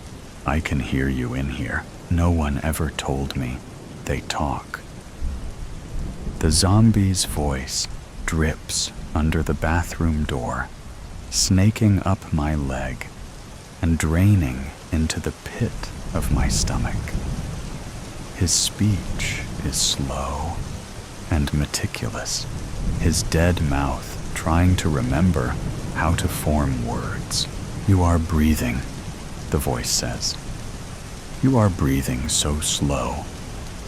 Why are you breathing so slow? Why am I? I can't think. I can't make my brain think. All I can see when I close my eyes and remember is my husband standing in the doorway, looking at me. Why is he looking at me like that? Full of pity? Why is he speaking to me so slowly? Do one thing, he says, the words echoing in my sluggish mind. Do one specific thing, just for you. I did what he said. I look at the bathtub. I took a shower. A few water droplets are still dripping down from the shower head. I move forward, leaving the bathroom door. I hear heavy footsteps moving so slowly through the house behind me. I need to tell the zombie to walk quieter. He needs to be quiet. I hold out a hand, and I shiver as a cold water droplet splashes into my palm. I can barely see it in the dark, but my heart starts to sink, slowly, dropping from my chest down into my stomach, where slow, steady panic is building just under my ribcage. Why am I full of dread?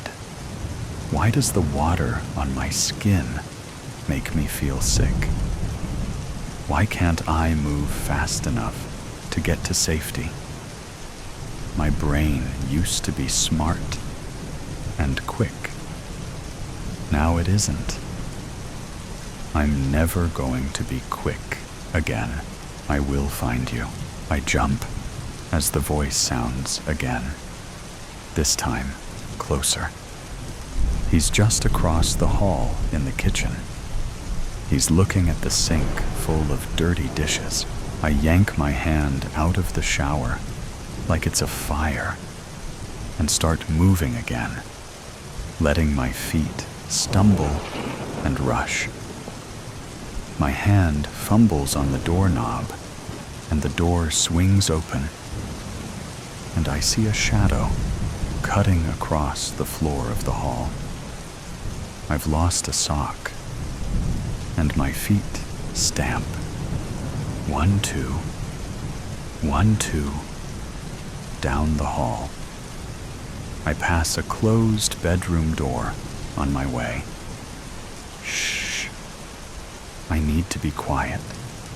Stop being so loud. Why are you running? The rasping voice grates through the house. I can feel you. You're tired. You want to sleep. I reach the basement stairs, and I stop. To my left, the back door of the house, leading out into the overgrown backyard, and the bright sunlight dappling on the grass and flowers.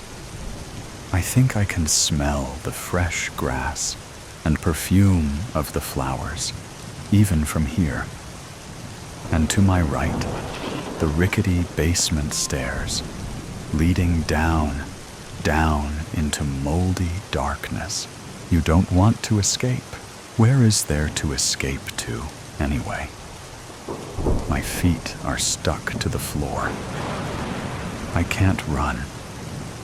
I look down at my hand, damp from the water from the shower, and I remember that I took that shower for me, and that when I was done, I sat on the toilet in my towel, shivering and shaking, and I didn't feel better, and my ears were ringing with screaming, and my head was aching, and my stomach was twisting, and I was tired. I told them at the hospital I was so tired, and they sent me home anyway. It's all I can think anymore, and no amount of warm showers make me feel better. Why not? I can't seem to feel better. I'm tired. I turn away from the back door, and my feet drop onto the basement steps. I hear him behind me. Thump, thump. He's following. My feet hit the basement steps. Thump, thump. He's following. I reach out, raking my fingers along the concrete walls, balancing my stumbling legs and feet. Where are my feet? Where did I leave them? Oh, they're here. Right underneath me. I reach the cold floor of the basement and step over a puddle at the base of the steps, and I pass the light switch on the wall. I can see from the pale light that shines in through the small windows, bins and boxes piled up where I left them, half open and spilling their contents on the floor. That was from before, when I cared about organization and neatness. Now, I can't even look at them. That's right, the croaking voice says. It's coming from the top of the stairs. It's grinding down the wood steps and splashing onto the concrete floor. Go down into your grave. Go down to drown alone. You do not want to walk back up again. My fingers trail along the dusty top of a box, then the edge of a bookshelf loaded with cans of beans and tomatoes and vegetables. My glazed eyes trail over the rows of cans, and I have to blink myself awake. I used to be different. I used to be awake. After what happened, whatever else there is, it's like I'm gone. I have to press a hand to my stomach, holding in my stitches and my guts even to walk. I miss the person I used to be. My feet shuffle along, 1 foot warm, 1 foot cold, 1 sock on, 1 sock off. I weave my way through the old bikes and laundry baskets to where the washer and dryer are crouching in the corner. I can hear his loud feet on the steps. One thing, one specific thing, just for me. I want to scream, to fill my lungs and holler as loud as I can, but instead it comes out as barely a whisper. Be quiet, I hiss. You need to be quiet. My hands rest. One on the washer, one on the dryer. I pause. I need to remember how to use my knees. I look down, and I remember, and bend, twisting at the waist, and bending my creaking knees all the way down until I'm on the floor. It's damp down here, water trickling in through the cinder blocks and oozing through the cracks in the floor. I place one hand on the cold floor, the water stinging my fingers with how cold it is. I reach behind me with the other hand. He's on his way down the steps. The steady thump, thump, thump, echoing through the house. He's going faster because he knows. He knows why I came down here. Shh! Behind me, a dial on a metal safe clicks. Thump, thump. Then, splash. He reaches the puddle at the bottom of the stairs, and my eyes slowly look up, up. He's tall and broad-shouldered, and I can see, in the dim light, the glint of his yellow teeth gnashing together. His eyes narrow when he sees me. Click, click, the dial behind me. There you are, he says, and he's moving, his hands bumping into dusty boxes and canned goods. I'm still crouching, and I can feel the water seeping into my sweatpants. I should be shivering, but I'm not. It feels almost warm. Warm, like blood, like my blood, pumping through me, swift and sure. Here you are, he says. The safe clicks open, and my hand closes over something familiar and solid. You're hiding down here to be found, he says, an ugly smile curling his gray lips. I'm holding the familiar object in my hand, and his eyes land on it. The smile widens, his teeth grinding together, spit dripping out of his mouth and onto his moldy coat. I raise a shaking hand. I pull in breath, and I let it out again. You can't do that, he says, his mouth fumbling over the words, spitting them out one at a time. He raises a crooked finger with a broken, bloody nail, pointing toward the ceiling and the floor above us. If you do that, you won't be quiet. Don't you want to be quiet? I do want to be quiet. I want to curl up down here in the warm water and sleep, where I can't feel hungry, and my stomach and hips and back don't hurt, where my head doesn't ache. He must see my shoulders sag, because he takes a shuddering step forward. You came down here to die. No, I say, and my voice is louder than it should be. One specific thing, just for me.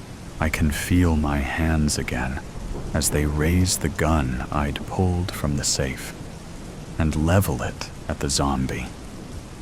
His old, dead eyes don't change or look alarmed.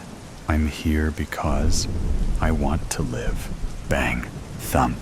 Upstairs, in the bedroom I had skipped, suddenly startled awake, my newborn baby starts to cry. I look at the rows of canned goods, vegetables and beans and soup. I think it's time to cook some lunch. A decently modest proposal. Hey, you. Yes, you. Reading this story. Don't worry. This isn't some piece of meta-fiction. I'm dictating what I say to a gracious volunteer who will post it for me. I've got an offer for you. And no, not like a door-to-door salesman peddling dull kitchen knives or what have you. You see, my offer is as genuine as a baby's first laugh. My name is Donald Basemore Cooper. Quite a mouthful, I know. My friends call me Donnie, DB, Coop, Basement, and so on. Take your pick. They're like paint samples. But the people I do business with, oh, they call me a lifesaver. Believe it or not, old Donnie here knows a thing or two about you. I'd wager 9 out of 10 of the people reading this are sitting down. Maybe you're lucky, number 10 though, standing up at work, browsing your phone, blessed enough to have clicked this offer. Maybe your job doesn't let you sit down like a cashier or that guy who takes the stubs off movie tickets. Regardless, whether you're sitting or standing, you'll realize that your feet probably hurt.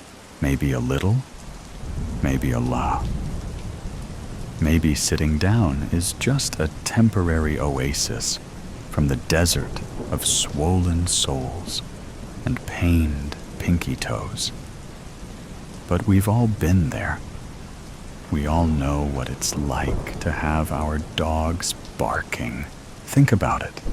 From the moment you were born, your mommy or your daddy had a countdown going for the day you'd take your first steps. Maybe they even filmed it, a joyous occasion to look back on. But was it really? Because after that, you might have found walking fun for a year or two. Then you might have graduated to running, sweating off the sugar highs you'd get from your candies and such. But at some point, I'm confident walking and running just became, vanilla, plain and simple, boring even. Hell, I'm taking it one proverbial step further and guessing it's just plain tiring too. Now, as an adult, say you can't find a parking space close to where you need to go. Now you gotta walk. Or maybe the bus station isn't that close to where you work. We haven't exactly designed cities around those of us without cars.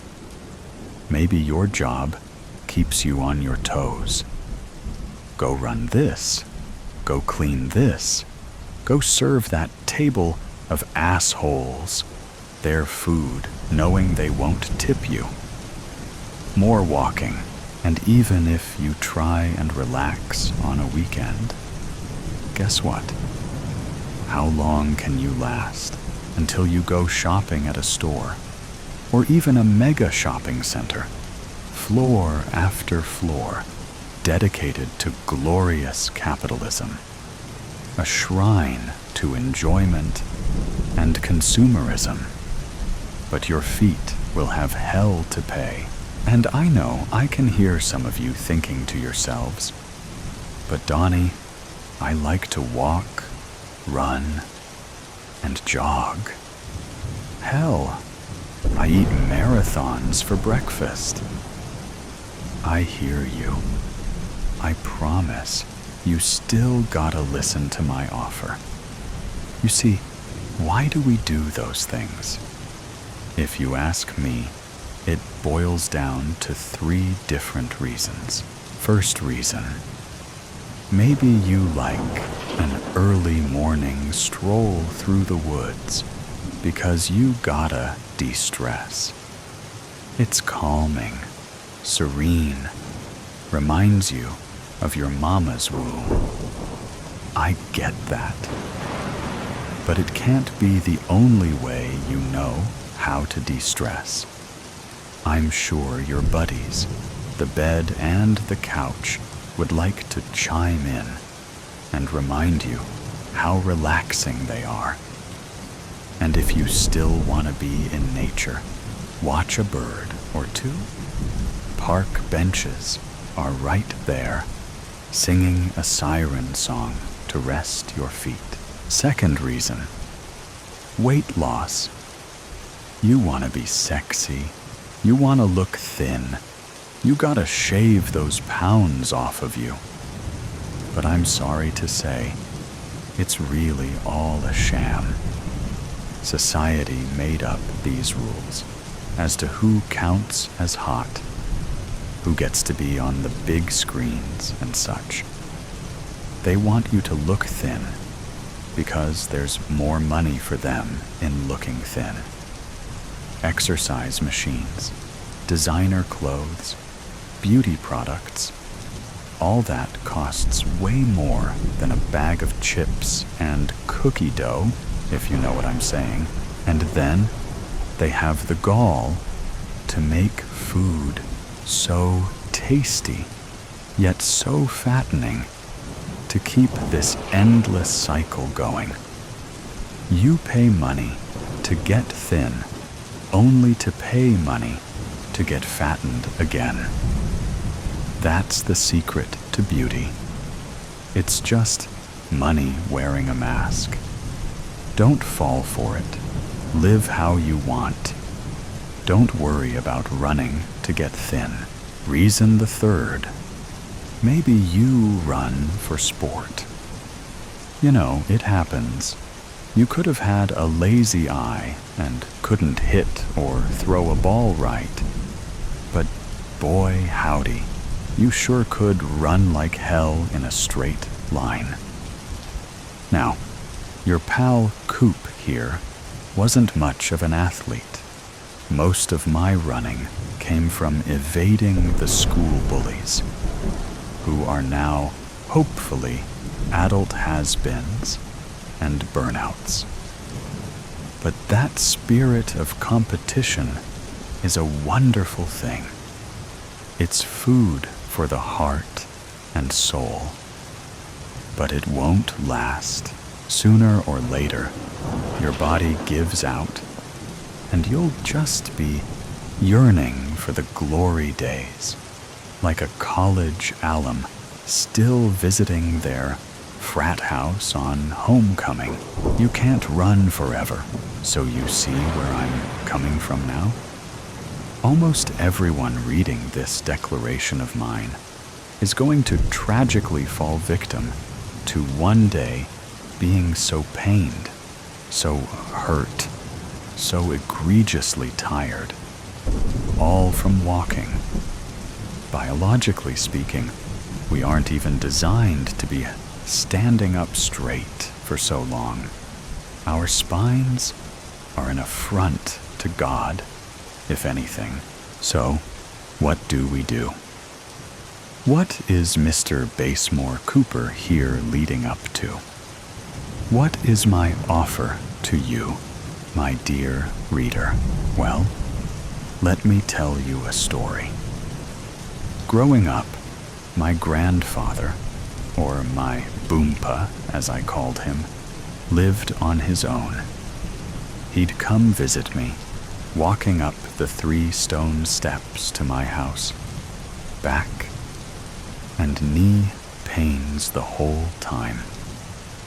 Of course, I didn't know at the time how much he hurt. He was just Boompa to me, so friendly, so kind, bringing over an apple or 2, to help keep the doctor away for me, you know? As a kid, I'd run around the house or the yard, trying to play with Boompa, never realizing how he struggled to catch up. Then, inside, I'd jump on his lap as he sought relief on our couch. He's the one who taught me, "My dogs are barking," instead of saying, "My feet hurt." Hell, he'd put a spin on it with, "The whole pound is a barking, Donnie," and then he'd leave, to go home to his apartment, up several flights of stairs, all by himself. And I'd beg him to stay. "Please, Boompa, I want to play every day." And I'd wonder why my parents were just letting him go off by himself. In retrospect, it's even worse. They had to have known his legs were hurting, but they basically kicked him out into the cold every time he finished visiting. Why couldn't Boompa just live with us? Would it really have been that hard? Don't you get ahead of yourselves, dear readers. There isn't some skeleton in Boompa's closet. No sins of the grandfather. No wicked reason why baby Donald couldn't see him every day. The real reason? Independence. As long as he could walk, he insisted on taking care of himself, living on his own, and thus seeing me only a dozen times a year. Tragic, right? Your hearts must be breaking. Boo-hoo for Donnie? Nah, I should get that I was still lucky to even have Boompa. But you know who wasn't lucky? Boompa. Knees sore, feet aching.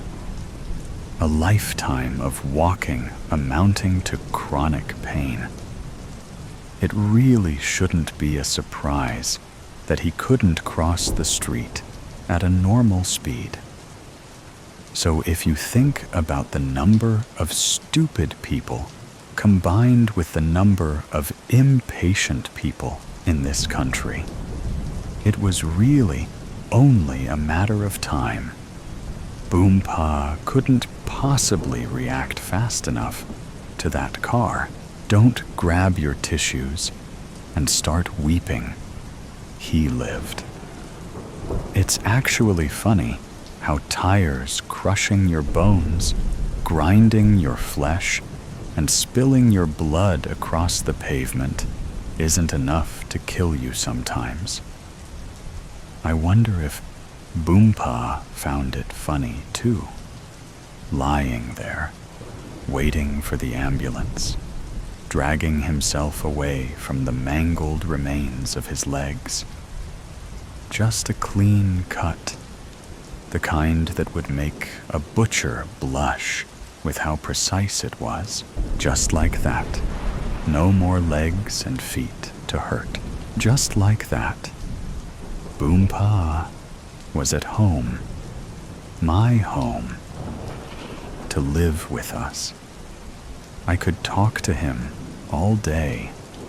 My parents would take care of him, and he'd never have to walk again in his wheelchair. I couldn't be happier that he lived out the last few years of his life with us, fully provided for and loved. I'm sure he'd agree. I'll have to ask him when I go to heaven. And we could have had all that for longer if he had just gotten rid of his legs sooner. Don't you think? What I'm proposing is a free service, all done by me on the house, to give yourself the same kind of life Boompa had at the end. fully taken care of, free from the stress of walking. You'll find new ways to relax, new games to play to pass the time. And losing weight? Well, a leg is a little under a fifth of your weight. So losing both? You're talking upwards of 50 pounds off, all at once. Way more efficient that exercise ever could be. Come on. Working out is hell. All the sweat and the pains and finding time to do it. I'm telling you, my offer is way better than that. You might be hesitant because you don't have a spare wheelchair lying around. No worries. Part of the service is that I'll help you procure one suited just to your needs. What about housing? Making sure you can still move around. Your boy Donnie is right here. We can rearrange your house to be a more wheelchair-friendly space. What's that? Your job? Going out in public? Right now, I'm working on pushing the government to pass legislature to increase disability pay. Most public places have to be wheelchair accessible already. But with an increase to monthly payments, you'll have more than enough free money to use on both living and entertainment. You'll see, it really won't be a big deal to use ride-sharing services once you have the money from selling your car. How is the procedure done? Well, there are too many hoops to jump through to doing this in a hospital.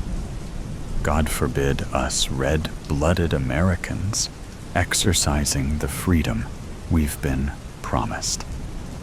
I'll gladly come to your house instead. Just give me your address, and we'll pick a time that works best for you.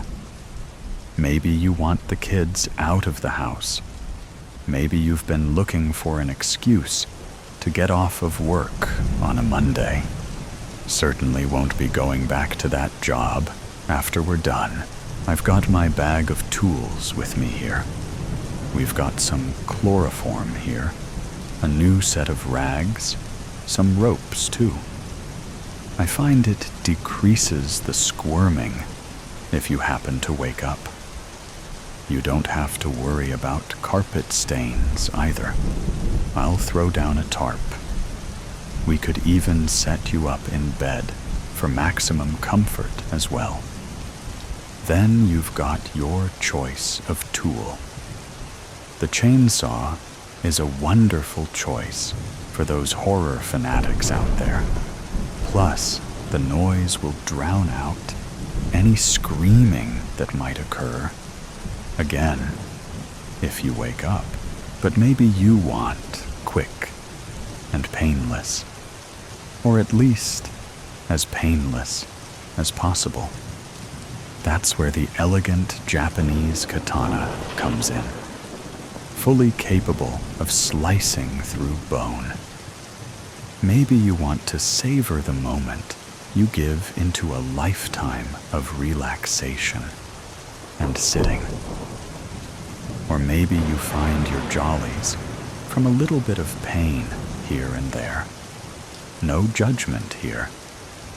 But I've still got my trusty hacksaw here, still good to go from the first time I did this procedure.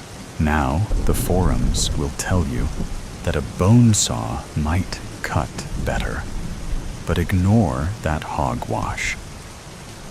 With enough elbow grease and a can-do attitude, my hacksaw and I will easily get your legs on a one-way trip to Aruba.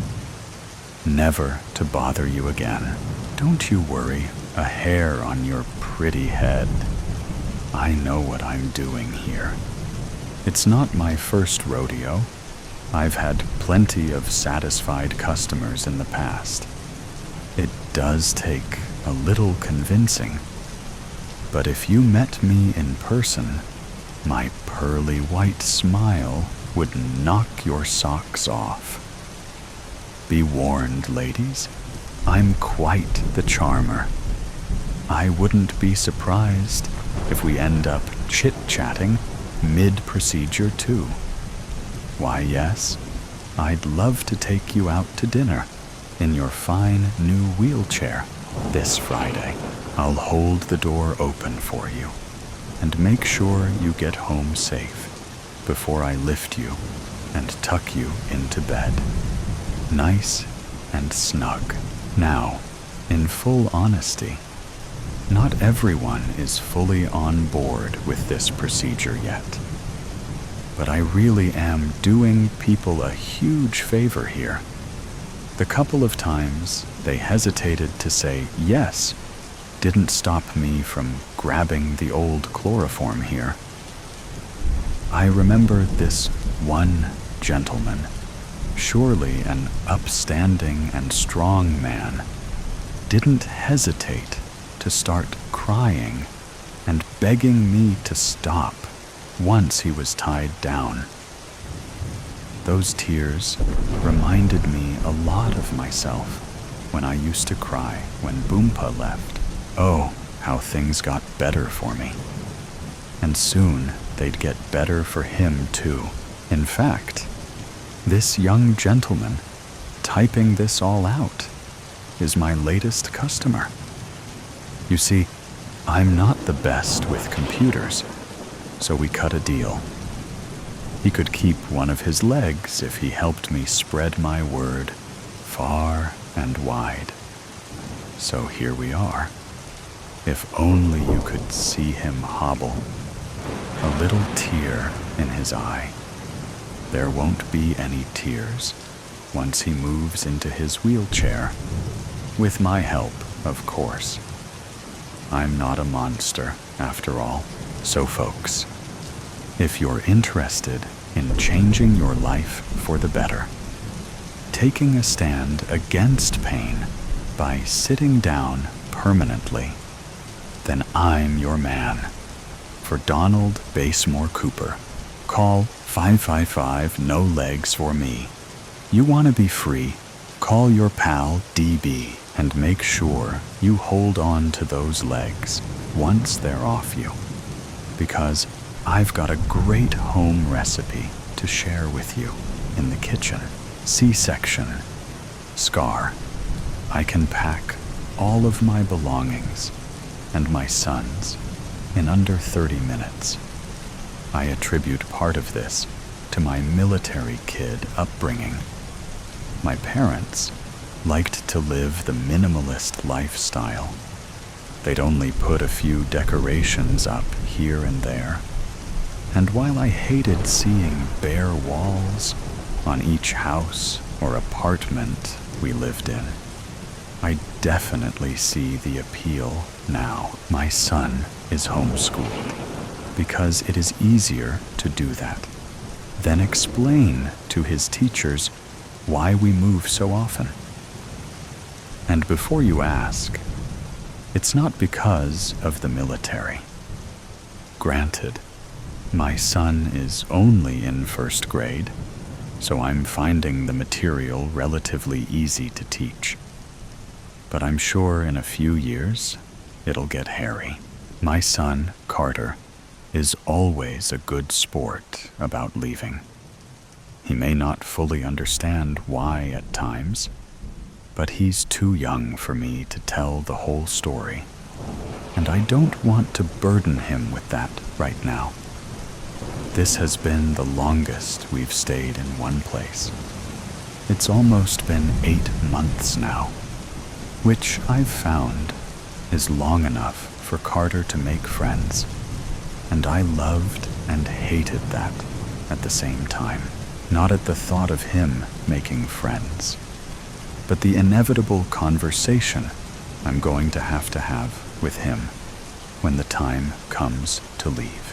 He took the last move a little hard, and frankly, I did too. I moved us to the West Coast, a place I had always wanted to live since I was little, but never got the chance to. I wanted Carter to breathe in the saltiness of the seawater, put his feet in the sand, and build sandcastles. I wanted him to experience what it was like to just be a kid for once, and hopefully put down roots. And he got to do that, but only for a measly 4 weeks. Now, living in dreary Seattle, a place I never wanted to move because of its constant gloominess and downpouring rain, is the place we get to call home. Well, at least until she finds us again. And I hope, for Carter's sake, she won't. I supposed I should now tell you the story of why we are running. On the day that I turned 38, I realized how quickly my biological clock was ticking.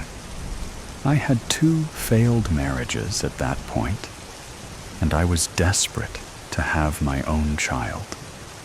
I did a few rounds of IVF using a sperm donor, and when I received countless negative pregnancy tests, my hope dwindled, and so did my bank account. I felt hopeless until my sister volunteered to carry my child for me and be my surrogate. I was surprised, to say in the least, considering we had a rocky relationship over the years and rarely saw eye to eye. But when she offered to be my surrogate, it was as though we had a clean slate. Though I'll admit at times that I was jealous that she could be pregnant while I couldn't. But I knew without her, I wouldn't be having a child. I was just thankful she was doing this for me. Her labor was horrendous. She pushed and pushed for hours and wanted nothing more than a natural home birth. The home birth was one she planned for as soon as she found out she was pregnant. Instead, she was taken to the hospital for an emergency C-section. I held her hand the entire time, throughout the ride in the ambulance and to the surgery. I felt as though I had taken a breath for the first time when I heard his cry. When he was set in my arms instead of hers, I watched her joyous expression turn to envy. As she laid in the hospital bed, recovering, she stared at him in the bassinet before turning to me. "Can I name him?" My eyes flickered towards her, her mouth agape as she gave me a sweet smile. "Name him?" I asked, still in awe. Yeah, I had a whole list of names while I was pregnant, and now that I've seen him, I have the perfect name. She paused, waiting for my reaction. I raised my eyebrow, and she replied, "Elliot." Excitement was written all over her face as soon as she said it. While I didn't hate the name, I have always wanted to name my son Carter. There were no words to explain how grateful I was that she did this for me. But I couldn't just give up the name that I've been wanting to use for years. Carter Elliott Smith. Her face dimmed when I said this. "So you won't use Elliot as his first name?" I shook my head, and she plastered on a fake smile, one that I thought was real at the time. I love it. When I left to go to the bathroom, I thought I heard her call him Elliot, but I didn't know if I was just being paranoid and hearing things, so I brushed it off. The first couple months were hard, way harder than I was expecting. He was colicky, barely sleeping, and therefore neither did I. My sister was more than helpful, and even started living in my guest room to help with those late-night feeds and anything else I needed. It was perfect until I woke up one morning and they were gone. It took me almost a week to find them, and that was only because my mom managed to trap them at her house. My mom knew that she took him as her own when she called him Elliot. Now, looking back at it, I wish I never would have taken her up on her offer. Not that I don't love my son, but I don't love having to move every time she discovers where we live. I hoped she would move on by now, but she's reminded of Carter anytime she glances down at her C-section scar. I heard feet scuffle in the hallway, and my breath hitches every time I hear the sound of shoes close to our door. Not knowing whose they were, I walked over to the door and stood on my tiptoes. She's standing right in front of the door, as if she knows I'm standing behind it. She smiles that sinister smile of hers and says, "You can't run forever."